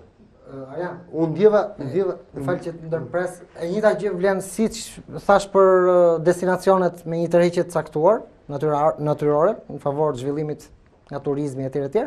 E njëjta gjë vlen edhe për këtë gjë. Në momentin që ti nuk vë një sinjalizim, një tabelë, Kujdes plerat, e hodhe dhe dorën në një vizitë kuqe, apo ku dëgjon, policin apo gjobën. E para, e dyta, të jetë koshi. Duhet jetë efektivisht koshi plerave. Në vendet ku ti pret, ke një pritshmëri lëvizje qytetarësh, vër koshin. Unë s'po them të vësh të shqupit i 50 kazan plerash brenda dhe për gjatë unazës mos kesh një. Po flet gjëra shumë të drejta. E treta është masa, por duhet jetë dikush që ta kontrolloj, masa ndëshkuese. Po flet gjëra shumë të drejta. Kush është sensibilizimi më i madh? Vetëm mos harroj që paguaj edhe taksën e pasimit që brimit e zotria. E kemi 20 metra larg mbi kalimin. Dhe nuk e shoh njëherë policin përveç datës 1 në thonjza që vjen për të marrë tatimet apo taksat, për çfarë paguaj unë? Hedhja e plerave dëmton ambientin. Por ne jemi po ky qytetërimi, po këta qytetarë që kemi 20 metra larg mbi kalimin. Dhe neve marrim kalamajt, i hedhim krah, duke rrezikuar kokën e tyre. Lëre se me plera ti rrezikon ambientin, bën pis ambientin. Por ne rrezikojmë kokën tonë se përtojmë të bëjmë 20 metra më tutje. Unë kam parë, domethënë sinqerisht unë shqetësohem shumë kur bëhet rrugën Tiranë-Durrës, kur shoh njerëz. Pas 20 metra, unë kam parë poshturës fikse. Ose poshturës fikse, nuk bëjnë atë ngjitjen, përtojnë, rrezikojnë fëmijët e tyre, rrezikojnë kokën e tyre sepse përtojnë që të bëjnë ngjitjen edhe të bëjnë mbikalimin. Imagjino pak, kam parë koshin për shkak në Durrës, koshat janë aty nëpër plazhe. Nuk është se duhet hallga e tretë. Dhe ai çfarë bën? E merr kokrën e mollës, e ha, e mbulon në rër. Merr bananën, e qiron, e hedh në rër, ndërkohë që e ka koshin aty. Mua më ndodh shpesh herë që grindem, madje kam problem dhe më thotë edhe me shoqja që shiko unë me ty nuk i bën plazh. Unë grindem me njerëz kur i shoh. Mblidhen familjet mëdhaja, bëhen garrumut, për shkak dhe ke gjiri lartësi, po themi. Dhe të mërshme të shohësh ti çfarë bëjnë ata, domethënë bëhet familja aty, ha e bë dhe pastaj e mbushin me plera, ndërkohë që koshi pak duhet. Dhe unë u them shpesh herë, ore çfarë bëni, më merrni më çojeni në kosh, se ajo është koshi bosh. Rikthehemi pak tek diskutimet tona. Bërgjita ka një faqe interneti. Dajti ka atë materialin, folëm sot i lirë që është i botuar te Guida Botërore? Po, apo jo? Po, në fakt, po, në enciklopedinë botërore të udhëtimit, apo Guida Botërore, Dajti ka një paragraf me rreth 3 apo 4 fjali për shkrim. Që ja kemi çuar ne, se nuk kanë ardhur enciklopedia botërore për të eksploruar, ja kemi çuar ne. Do me thënë, pse ne, kjo pyetja vlen për të dy kryetarët që kemi këtu, me që të tjerat si kemi, pse ne bëjmë kaq pak për ta promovuar turizmin ton, apo nuk kemi ende gati për të thënë fjalët më të mira të mundshme? Për shembull, neve si komunë në përjashtim të internetit, ne kena bërë shumë flet palosje, të cilët... Po flet palosja nuk shkon në Maltë, në Kroaci, në... Nuk shkon në ka më të vështirë të shkojë. Gjithsesi, diçka më e thjeshtë. Komuna Dajti ka një web. Po. Komuna Bërgjit ka një web sign. Po ke komuna tjera që s'kan fare. Që dele bardhë dhe s'ka asgjë fare. Unë do thosha me shumë rëndësi këtë, që thotë Kozeta është një pyetje me shumë vend. Ne nga kjo që bota me këtë hecën dhe me këtë bën gjithë turizmin, jemi shumë kur ne shkojmë diku. Me qenë realist. Bota, ai tjetër që do nisë atje në Shqipëri, hap faqen aty, klikon edhe thot ku do shkoj, çfarë do shoh. Si ikim ne atë, ku do ikim ne? Ku do rri dhe çfarë do. Bën planifikimin e 7 ditëve. A bëjmë ne këto kur ikim? 3 ditë në Korçë, 5 ditë në Durrës, 3 ditë në Bërgjit, 2 ditë në Dajt, ku do bën. Ne këtë nuk e kemi. Am kudo, unë po themi diçka, realitet kanë ardhur njerëz në Bërgjit, te resortet, tek shpella, tek Gryga e Skuranës, vetëm nga ajo që ajo duhet të detaju më shumë. Pse nuk bashkëpunoni me operatorët turistik në vend me këto jemi në këtë nisë. Në lart? Grupet e interesit, jo s'është e pamundur.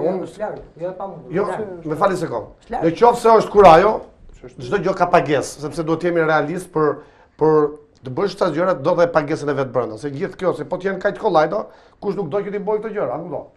Do të paguash, ka kosto, sepse duhet të jemi realist për këtë. Apo do. Amo kosta le të jetë sado, vlera është shumë herë më e madhe asaj sa kosta që ti mund ta nxjerrësh atë. Vlera rikthimit. Vlera rikthimit të njerëzve, të turizmit, edhe seriozitetit më radh parë. Më fal, duhet të pyes komunat sa bashkëpunojnë me këtë agjencia kombëtare e turizmit dhe me strukturën tjetër që është drejtoria e turizmit në Ministrinë e Kulturës, Turizmit. Absolutisht që bashkëpunojnë komunat, por ndoshta komunat janë me nivele, si po them, aty nuk janë të përzgjedhura të gjithë komunat. Sepse diku mund të jetë përqendruar biznesi, diku mund të jetë përqendruar turizmi. Për shembull, u po them, flas për komunën Bërgjit. Resurse turistike po them, sepse Çfarë bën Agjencia Kombëtare e Turizmit? Ajo bën pikërisht ato që është promovimi i turizmit në botë. Ata mund të përzgjedhin. Dakor, shumë saktë. A di se sa objekte natyrore tërheqëse ka komuna e Zotërisë Qefalia? Mbi 20. Vetëm komuna e Bërgjitës mund të ketë një 5 rreth malit pashkashesh. Po, absolutisht. Pa dalë mbrapa në malin fag. Ajo ta gjë ka Petrela. Pa dalë në Çaçaban, që është rezervat më i madh natyror i Alpeve qendrore. Me vlera të mëdha. 154 km2 pyll i virgjën, i pashkelur. Kjo që nga domethënë që e ka Bërgjita. Po, këto pra ishte ajo që ne nuk do të nxjerrim për shembull. Ka një ujvar shumë bukur në komunën e tij. Një kryevepër. Edhe këto duhet të bukur që se di njeriu që është. Këto duhet të jenë të gjitha, edhe unë mas. Ka një shpellë që sipas studiosëve tanë, shkencëtarëve tanë, thonë za. Pas ka qenë e banuar, shpella e Ariut apo shpella e Zez, të cilës nuk i gjejnë nëse ka qarkullim ajri apo jo, ka një hyrje dalje.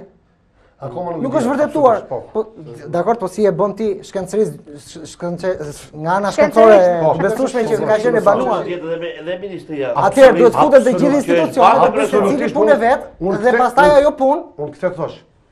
Sepse nuk e di njeri që në Petrel është vila njerë, pastaj është Petrela, është Persjopa apo është cili ka me të huajt. Në Ip kalaja më e vjetër se Persjopës. U mbaron vizita në Tiranë u mbaron për 3 orë. Për 3 orë, domethënë. Kur faktikisht mund të 3 muaj dhe se mbarojnë dot. Vetëm e që po dëgjoj unë, domethënë ndoshta edhe mos ketë nevojë për kosto.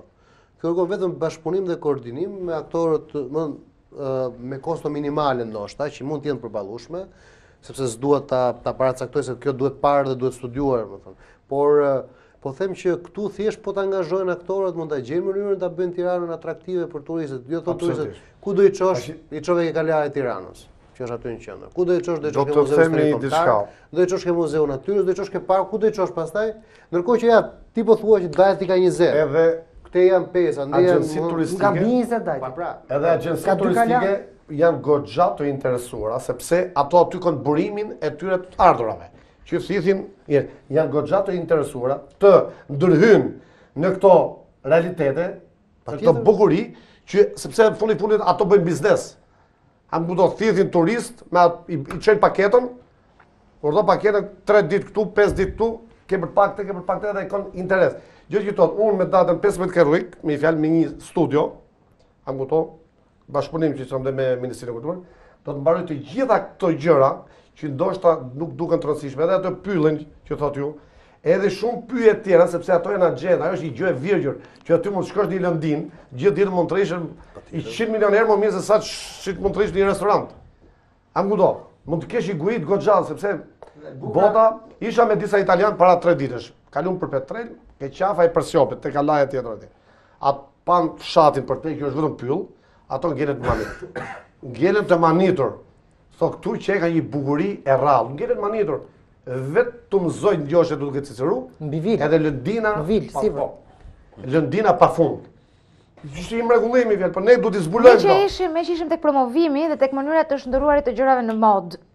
Kush mendonte se gjiri i Lalzit do të ishte sot, aq e diskutuar sa ç'është. Mam kujtohet përpara jo më larg se para 6 ose 7 vjetësh, kam çuar një grup mish atje, dhe kur kisha marrë me vete shumë bukë dhe shumë objekte të tjera për të ngrënë, më thanë me 15 ditë shkemi ardhur. Jo, i thash patjetër është kaq s'ka asgjë sa kaq shumë vetë asaj jemi do na marrë uria, do na marrë jetja dhe kështu me radhë. Askush nuk do e mendonte që do bëj ky që ishte sot. Kush do ta mendonte Dërmiun para 15 vjetësh ose para 20 vjetësh që do bëj ky që sot? Që duhet ta mendosh veten mirë që të shkosh deri në Dërmi. Kush do ta mendonte Valbonën? Që do bëj ajo që është sot e kërkuar. Kështu që pavarësisht se për mod, e di që ndodh ndonjëherë që gjërat shndërrohen në mod, bëhet Dërmiu mod dhe ikim gjithë atje.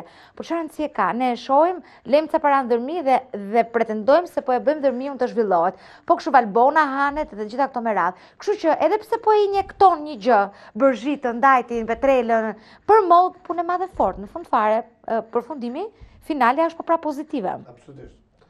Kjo ka të bëjë me fakt që edhe infrastruktura në të gjithë këto vende që tham, infrastruktura sepse infrastruktura është dhe kjo një pjesë e vetja e këtyre elementeve, këtyre bukurive që tham. Sepse nëse ne nuk kemi infrastrukturën, edhe ato janë të pamundura që të shkojnë këto njerëz, këto turistë apo këto vizitorë atje. Atëherë kjo ka ardhur si pjesë e zhvillimit fuqishëm të rrjetit rrugor, që është fakt, gjithë themi ne habitim si janë bë kaq shpejt. Për 6-7 vjet në Shqipëri ka një rrugë. Siç është bë Bregu, siç është bë Tirana Elbasan tash me mregullimi i Lugin të bukur Buzërzenit, që në masterplanin e ri është komplet me resorte dhe i bukurit do shihni mas 2 vjeç një diçka komplet tjetër. Biles do jetë një vendet Bërzhita, Lugina e Bërzhitës, që u filloi në Petrel, Bërzhit deri në tunelin e Krapës, do jetë një ndër zonat më të bukura që më të ketë kryeqyteti i Shqipërisë. Sepse aty do ketë ka qëllu që është gjoja e pandërtume. Unë pak dhe për 5 vjetë që jam studimin nuk më lënë që të ndërtohet jashtë kryeterit, shtëpia ndërtohen aty ku ndërtohen jo në fush, të ketë vendin e përcaktuar. Pronari tokës më të thotë kam tokën, të bëjt çfarë të dua. Pronari tokës ta mjelli ulli, ta mjelli grun, aty ku është për të pasur aty dhe atje ku ka sepse këto shoqëri kanë tokat dhe në fushë dhe në kodër. Prandaj që çdo gjë ka bukurinë e vet. Po do thosha që dal sepse turizmin e kam me pasion, si thonë. Edhe që ta kesh me pasion duhet edhe ti bësh ato masterplanet shumë sakta, që dhe banorët mos të jenë të humbur, sepse funit kanë interesat e tyre dhe tokën e tyre, nëse ne nuk ja vëmë shërbim, që ato ta zhvillojnë, atëherë ato do ta zhvillojnë ashtu sipas mendimit vet, si ti vi më mirë. Po ne do t'i japim alternativën. Ty miko bëhet kjo. Ti këtu, kjo këtu dhe kështu zhvillohet. Tashi, pastaj zgjedhjet s'ka, po deri 2 nuk ka lidhje me vitet sepse ne kemi plana gjata që banorët e dinë që ne mund të rrimi 10 vjet, 15 vjet, 10 vjet sepse ajo varet nga vota. Ish fol kështu po. Këto mandatet po ja trashëgoni pasardhësve tuaj. Kush bën fund mirë mbahet temën, ja diskutohet. Ato janë forma të procedurave qeveritare apo programeve të mëdha të Bashkimit Evropian se si do ta mendojnë ato sepse janë ato demokraci më të përparuara dhe ashtu si të vendoset më e mirë ashtu të bëhet. S'ka problem ke mandatet tona, ka problem që njerëzit të kenë një strategji afatgjatë zhvillimi. Kjo në intereson sepse ne funit se kena marrë me tapijë. I ditë do ikim. Angudor, pak ato ditë. Ai kosa të jemi. Sa është që kjo ëmbël pushteti? Është ëmbël? Jo, pushteti është i ëmbël kur ti e një veten që je i efektshëm që punon. Që je i pushtetshëm. Po, nëse ti rri kryetar komune kot shkollë dhe rrim karrige dhe zbosi punë, asnjë lloj kënaqësie s'ka. Ka kënaqësi kur punon, takon njerëz, respekton, thot u boj punë aty, ka atë lezetin, po kështu. Adrenalinën. Adrenalinën. Kjo është bukuria. Po bukuria. Tirana ka jetë mirë domethënë sepse është dhe i vetë mjaftueshëm. Po mos harroni që Tirana ka shkuar rreth 1 milion banor. Apo afërsisht. Gjë që do të thotë që me gjitha këto resorte që po flasim ose këto bukuri natyrore që ka Tirana, është i mjaftueshëm edhe për biznes, edhe si biznes në vetvete, do të thotë është i vetmbajtshëm. Por nga ana tjetër, nga një statistikë që unë më mbaj mend që nga koha që kam qenë shef kabineti i Ministrisë së Turizmit, në 2007-ën më kujtohet që llogaritet që janë rreth 2 miliard turistë të rastësishëm çdo vit. Sa ishin këto? 2 miliard. Kjo nuk do të që do vinë në Shqipëri, 2 miliard. Që lëvizin për çdo destinacion globit. Pra, se dhe unë marrë për Shqipëri, thash. Të rastësishëm në globit. 4 milionë Sa kemi ne? 4 milionë 600.000 për Mirë, kemi për prishmërim, por do të them që mundësia për të peshkuar sa më shumë ndërta është e madhe. Është rasti i Opatjas. Kur kam shkuar në Opatja në Kroaci, na tregonin kryetari i bashkisë, domethënë atij lokaliteti, na tregonte që le themi deri para 2002-2003 Opatja ishte një zonë që nuk kishte turist. Nuk kishte mundësi të ishte atraktive. Dhe kryetari i bashkisë pati një ide i riu që u zgjodh. Ai në çdo shtëpi u përpoq që të instalonte pak nga gjërat e traditës, në bashkëpunim me banorët. Opatja sot konsiderohet një nga zonat ku shkojnë mbretërit. Konsiderohet zonë shumë elitare për të kaluar pushimet. Sepse faktikisht edhe të pasurit kanë hequr dorë nga këto resortet me 5 yje, me këto gjëra, me 6 yje, me 7 yje, por kanë qef gjërat tradicionale të bukura, kuptohet, me komoditet, por tradicionale të bukura. Imagjinoni pak që ne kemi traditën. Duhet thjesht ta kultivojmë pak. Duhet nxitur që të mbahet. Duhet ta kultivojmë pak. Dhe imagjino pak sa gjë e bukur do të ishte sikur ndërtimi i infrastrukturës, pak fantazi, kultivimi i traditës, gjitha këto gjëra së bashku, ta kthejnë Tiranën në një nga qendrat ku turisti kur vjen nuk mbaron punë brenda një dite apo brenda 3 orësh, po ti duhet paktën 2 javë vetëm për të bërë turizëm nëpër Tiranë, për të kuptuar Tiranën. Tirana turi duhet ishte një nga gjërat që do i sillte para të gjithë qytetit, komunave dhe bashkisë. Po të paktën zonave periferike që janë shkutura nga ekonomia e qendrës. Me që ishim tek ekonomia. Kjo është ideja kryesore e zhvillimit rural. Pra, ajo vetë tradita atyre duhet të jetë subjekt i tërheqjes vëmendjes atyre për të shkuar atje, se po u bë e unifikuar në çdo vend.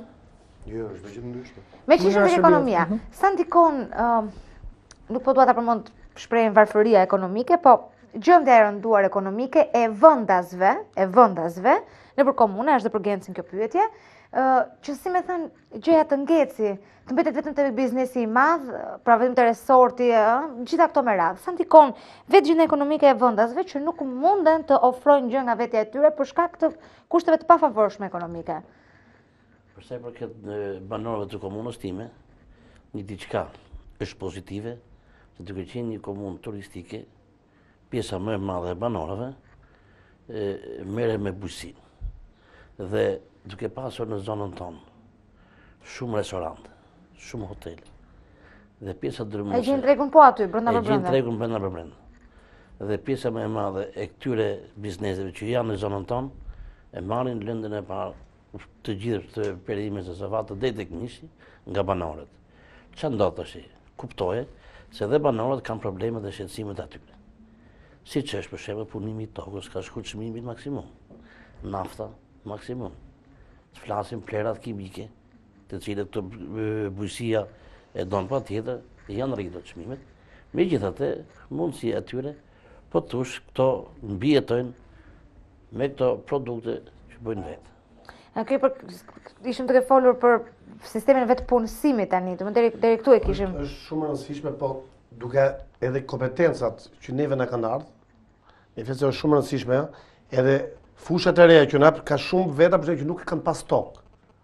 S'kan pas tokë ose s'kan pas ajo tokë aty e kanë pas shit herët, a kuptosi kur gjithë nga fshati që janë duke hik. U po të themi realitet që në komunën Bërgjit për shembull po ikshin gjithë para 5 vjetë për shitin shtëpiat. Tash jo që po vinë, po janë bë pishmon që i kanë shit tokën e që i kanë shit shtëpinë, po vinë për rikthehen në fshat. Po kjo është diçka pozitive. Sepse në moment që tjetër mendon për të rikthyer, do të thonë këtu ka diçka, ka jetarme, ka pritshmëria për zhvillim. Absolutisht, dhe kjo është shumë pozitive. Unë po them nga 2007, 2012, fjalë që jemi tash ne ka 5 vjet, mund të kenë dalë mbi 300-350 banorë të ri në komunën Bërgjit. Kur aty ishte masivitet ikja. Kjo do të thotë që ka premisa për zhvillim. I diçka e dytë që është, në sektoret e rejt që janë tash bjellja, e ullinit, e vreshtarive, sepse njerëzit kanë parë Greqi, kanë qenë Greqi, kanë punu 10 vjet. E parë Greqi, edhe po vinë po e vjen atë eksperiencë këtu, edhe sektoret i kanë tapur, unë i kam bot thirrje të gjithë. Eci bërja vreshtin këtu. Keni mënyrat me marr tokën me qera është shumë pozitive edhe ta mbjellni. Sepse shumë emigrant po rikthehen. Po rikthehen se e shohin, ato eksperiencën e kanë. Gjithë ai kanë dhe po vinë po investojnë në vreshtari, në ullishte, në blegtori. Janë goxha dhe blegtoria, sepse blegtoria është një diçka që është ushqim i përditshëm, qumshti apo mishi apo në produktet e tij. Kjo do të thotë që është goxha në rritje, pavarësisht atë si thotë kujtimi, vështirësitë dihet që janë absolutisht, ka forma, mënyra, sepse rritjet e këtyre çmimeve janë fakte që nuk kemi ne se si ti ndalojmë, sepse ekonomia e tregut bën atë që punit ai e shet, sepse aty ashtu i ka dalë kosto në kuptimin e fjalës. Pavarësisht duan ndërhyrje edhe të mëdha në politikat e këtyre sektorëve në Ministrinë Përkatëse, am kupto, po gjithsesi neve na kanë dhënë mundësitë për to t'i japim rrugën e orientimit, sepse punit ne do shkojmë punojmë atë ne japim rrugën e orientimit zotri, ti që kërkon ndihmë ekonomike. Ke edhe këtë variant tjetër, punësimi, që ti të bosh të ditë shmirqenjen. Pastaj se ka dashi duke lënë kafe gjithë ditën, duke pirë aki dashi, mos prit gjatë dashi, ka qilë, se s'ka për të argjë, do t'jesh dhe vetë njeriu, do t'jeti që kërkus. Sepse kjo është ajo që e sjell, apo jo? Mua pëlqen fakti që në komunën tuaj ka një person që merret me informimin dhe orientimin e turistëve. Po. Në shumë komuna nuk gjendet. Jo, plus kjo, ne kemi ngretë edhe veterinerin, e kemi në komunë sepse është diçka shumë rëndësishme. Biles jo më lak se par dje shkum në restorant dhe ishin me vula, ato qinjët apo keqat. Edhe u habit sepse ajo është efekti se o kontrolli i diçka që i bëhet që ne kushteve higjieno-sanitare të ushqimit. Sepse në qoftë se e man aty, pa jashtë gjithë kushteve të kriterit, ne do ushqemi dhe larg qoftë helmima më tetosh. Është diçka që i vjen fermerit në ndihmë, pa pagesë, kontrolli. Jam kuptoj, është shumë e rëndësishme, sepse fundit tjetër ku do me bëj bakteri thot ku të gjej veterinerin, ku të gjej këtë, ku të gjej edhe, është goxha e rëndësishme. Megjithatë, kam përshtypjen që me gjithë informacionet detajuar që dha Genci, kam përshtypjen që Iliria kishte tek pjesa e, domethënë, që jo vetëm të shohësh disa bukurësh aty, po edhe të mësosh një gjë. Më duket se për këtë e kishe informimin edhe orientimin e turistëve. Të dyja bashkë. Kemi zonën, nuk e di kush e mbulon pjesën e Batrës në Fag, në fjalë pjesën veriore, ku ndan Erzeni me Shëngjergjin.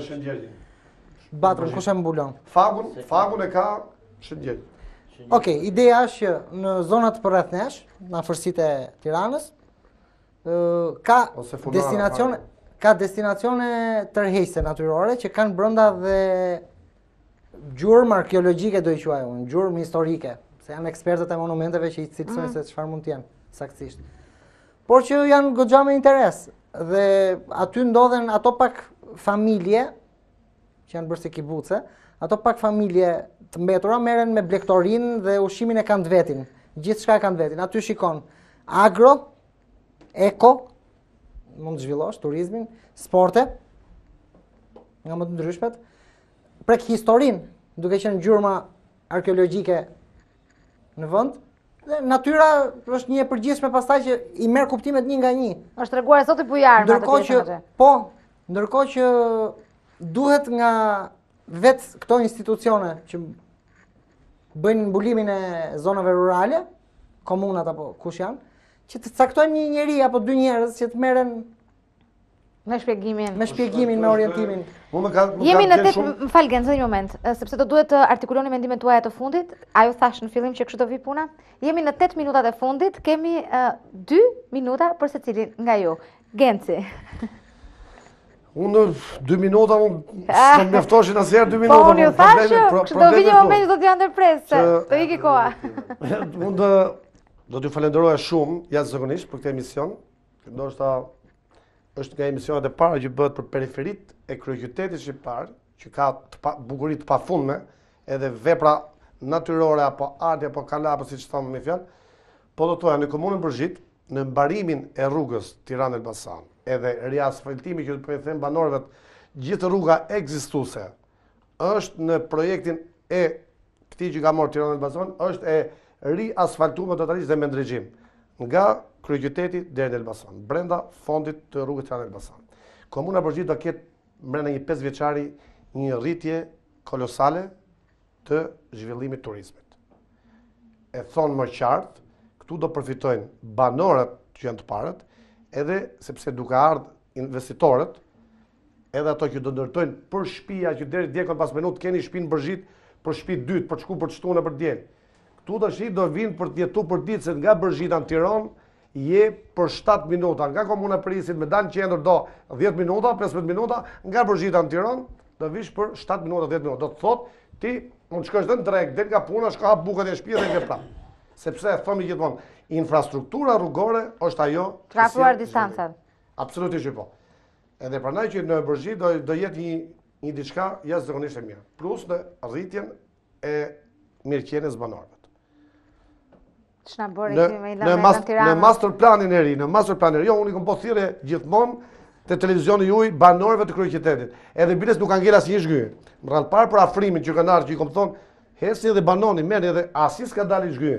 Sot njerëzit që shohin thonë, Genco ke drejt, sepse është fakt. Sepse edhe po të themi gjone që është fakt, do thonë ato, po sepse thotë vetë. Prandaj që realiteti është realitet. Bukuritë janë bukuri, atë çfarë kanë pasur qytetarët shqiptar në atë mrekulli, do thonë që mos e kanë montuar të si u kaltur sram, që faktikisht jo, sepse janë zotërit që kanë qenë atje dhe shumë banorë që kanë qenë, ajo është marrë vetëm nga realiteti, nga gryka Skuranës, nga si u kaltur i Skuranës, edhe nga shpella punë, nga ata bukurit papama, nga ata kajonet mrekullueshme. Kjo është realitet. Jo, japim garanci që janë në Bërzhit, janë këtu afër. Mikpritja në mënyrë perfekte. Resortet janë nga më të bukurit dhe me investime shumë mëdha. Atëherë pse mos i themin e banorëve të Tiranës të vinë edhe të blenë edhe të zgjerohen në periferinë e Bërzhitës. Se quhet mo, ajo është lagje. Edhe ka dhe gjë të bukur, sepse nuk ka për të pas në herë ndërtime betonizime, por ka për të pas vetëm ndërtime brenda standardeve të atyre shtëpive që kanë qenë që në kohët e hershme. Inshallah do mbash fjalën Genci. Absolutisht po. As bëhet fjalë. Nuk bëhet fjalë. Arjan? Sekretari, dakor. Atëherë unë falenderoj për emisionin. Ishte kënaqësia ime. Me thënë të vërtetën unë kënaqja kur pash po thush atë filmimin e Dajtit, se një pjesë të asaj dhe unë se kisha shkelur. Si që folëm gjatë emisionit. E të shmoj sinceritetin tuaj. Urdo? E të shmoj sinceritetin tuaj. Dhe si që folëm gjatë emisionit, kryesorja jonë është rruga nacionale. Shpresojmë dhe njëherë që kjo rrugë të bëhet, dhe me njëherë me zhvillimin e kësaj rrugë, Dajti do mori një zhvillim shumë të madh për sa i përket turizmin. Kemi pasur shumë raste, ne janë afruar shumë biznesmen të huaj për të ngritur një zona ndërtimi vilash, turista, kur vje puna, kur kanë pa rrugën, që me të ndetën lepër të dëshëruar, janë kthyer mbrapa. Mos të lej mësdore dhe thamë që përsa i përket në Feken, si mas premtimit të kryeministit, do bëhet dhe atje ski, dhe them që komuna e Dajtit do ketë një zhvillim tepër të madh. Unë me lumtur që parat e shqiptarëve do mbeten këtu. Dhe unë do thoja që kur thot Genci, kolegu im për Brzhitën, që shikon bas një lumi atje, që nuk e kapi herë dielli, po maja e Dajtit, që ndriçon, që shikon Sazanin, që shikon ato lisat pa fund. Do të thojë gjo, atë ajër do kishte kuptim as Brzhita, as Dajti pa jo atje, se po ti je Dajt do shohësh Brzhitën, kur je Brzhitë shef Dajti dhe kanë bukurit me thënë atje. Do ja thoja, bukurisht kemi. Është e bukur, sepse po ti je atje, shef i lugin të bukur. Po ti je Brzhitë, shef i mal të mrekullueshëm. Po prap Dajti është Dajt dhe do mbetet Dajt. Po bukurit shkojnë me thënë atje. Do mbetet 1612 metra mbi nivelin e detit. Do thoja si përfundim që unë se dy herë më ndërpres fjalën. Unë do t'i bëj thirrje të gjithë qytetarëve të Tiranës. Jo më larg se sot. I gjithë stafi i komunës, me kryer kryetarin e komunës, pavarësisht se rruga nacionale, siç tham gjatë emisionit, nuk i përkiste qeverisë vendore, i gjithë stafi ka qenë për atë rrugë, sot e kena riparuar, ta mbajmë dhe ftoj të gjithë qytetarët e Tiranës nesër ta shijojnë një majë Dajt. Edhe ju kërkoj ndjes, po fjalën nuk kanë të preva unë, ndërpreu Gencin në replikën për bukurit komunave që drejtohen. Jo, më burë shumë pa te, po Dajt. Për të qenë kështu. Imagjinoj që të kesh teleferik, të kesh ski, të kesh atë ambient aq të këndshëm. S'po burra mund ka shumë. Të kesh kuaj. Ai pesa bukur të gocën tuaj kishte hyrë në kalë. Kjo është gjë e bukur. Kishte kënaqësi më të madhe. Kesh lumt, kesh liçen. Çfarë don? A don liçen? A don hidro central? A don teleferik? A don kala, a don shpel, a don ur, a don ullit, e sa. Kjo është gjë e bukur, sepse duke i thonë këto mes konkurrencës mes njëri tjetrit përfitojnë banorët, përfitojnë turistët, përfitojnë gjithçka, se ne duhet të afishojmë këto. Normal. Kjo është zhvillimi. Dajti Brzhita gjithë janë tona. Kjo është zhvillim absolutisht. Me zotën Genci, ne të tilla komunikojmë kështu. Sepse unë kërkoj ta bëj Dajtin më të bukur se sa Brzhita, Genci të kundërt. Jeni të familiarizuar me diskutimin, Ilir. Për mua do kishte shumë vlerë mendimi nga strukturat mbi menaxhimin e resurseve që kanë. E para dhe e dyta është pastaj informimi, promot që duhet bëjnë për publikun, për të rreshur vëmendjen. Mbi aq sa kanë pa bërë investime. Mbi aq sa kanë. Arjan. Unë do mbyll thjesht, domethënë pëlqeu kjo konkurrenca e bukurive tani në fund, kështu që do doja që konkurenca e bukurisë natyrës, domethënë që ku ndjen përfaqësuar dhe janë përfaqësues të dy kryetarët, të bashkëshoqërohet me konkurrencë pune, fantazie, kooperimi, bashkërendimi në mënyrë që kjo bukuri mos të jetë vetëm pjesë e ndjesisë kryetarëve apo të specialistëve të guidës, do njerëzit që e kanë prekur domosdoshmë për shkak të punës që bëjnë, por të jetë të gjithë qytetarëve, nga që faktikisht është pronësia e të gjithë qytetarëve shqiptarë domethënë. Thjesht ta kenë çka aksesin të gjithë aty. Ta kenë aksesin të gjithë kjo. Shumë faleminderit zotërin që ishit këtu. Të dashur teleshikues dhe dëgjues që na keni dëgjuar, ju kujtoj këtë program do ta ndiqni përsëri të ritransmetuar nesër në mesditë në Channel One. Falenderoj kolegët në regjinë qendrore për suportin teknik që i dhanë këtij programi. Bashkë do takohemi pas disa orësh në emisionin e mëngjesit. Ju uroj të gjithëve një natë të mirë. Faleminderit që ishit këtu.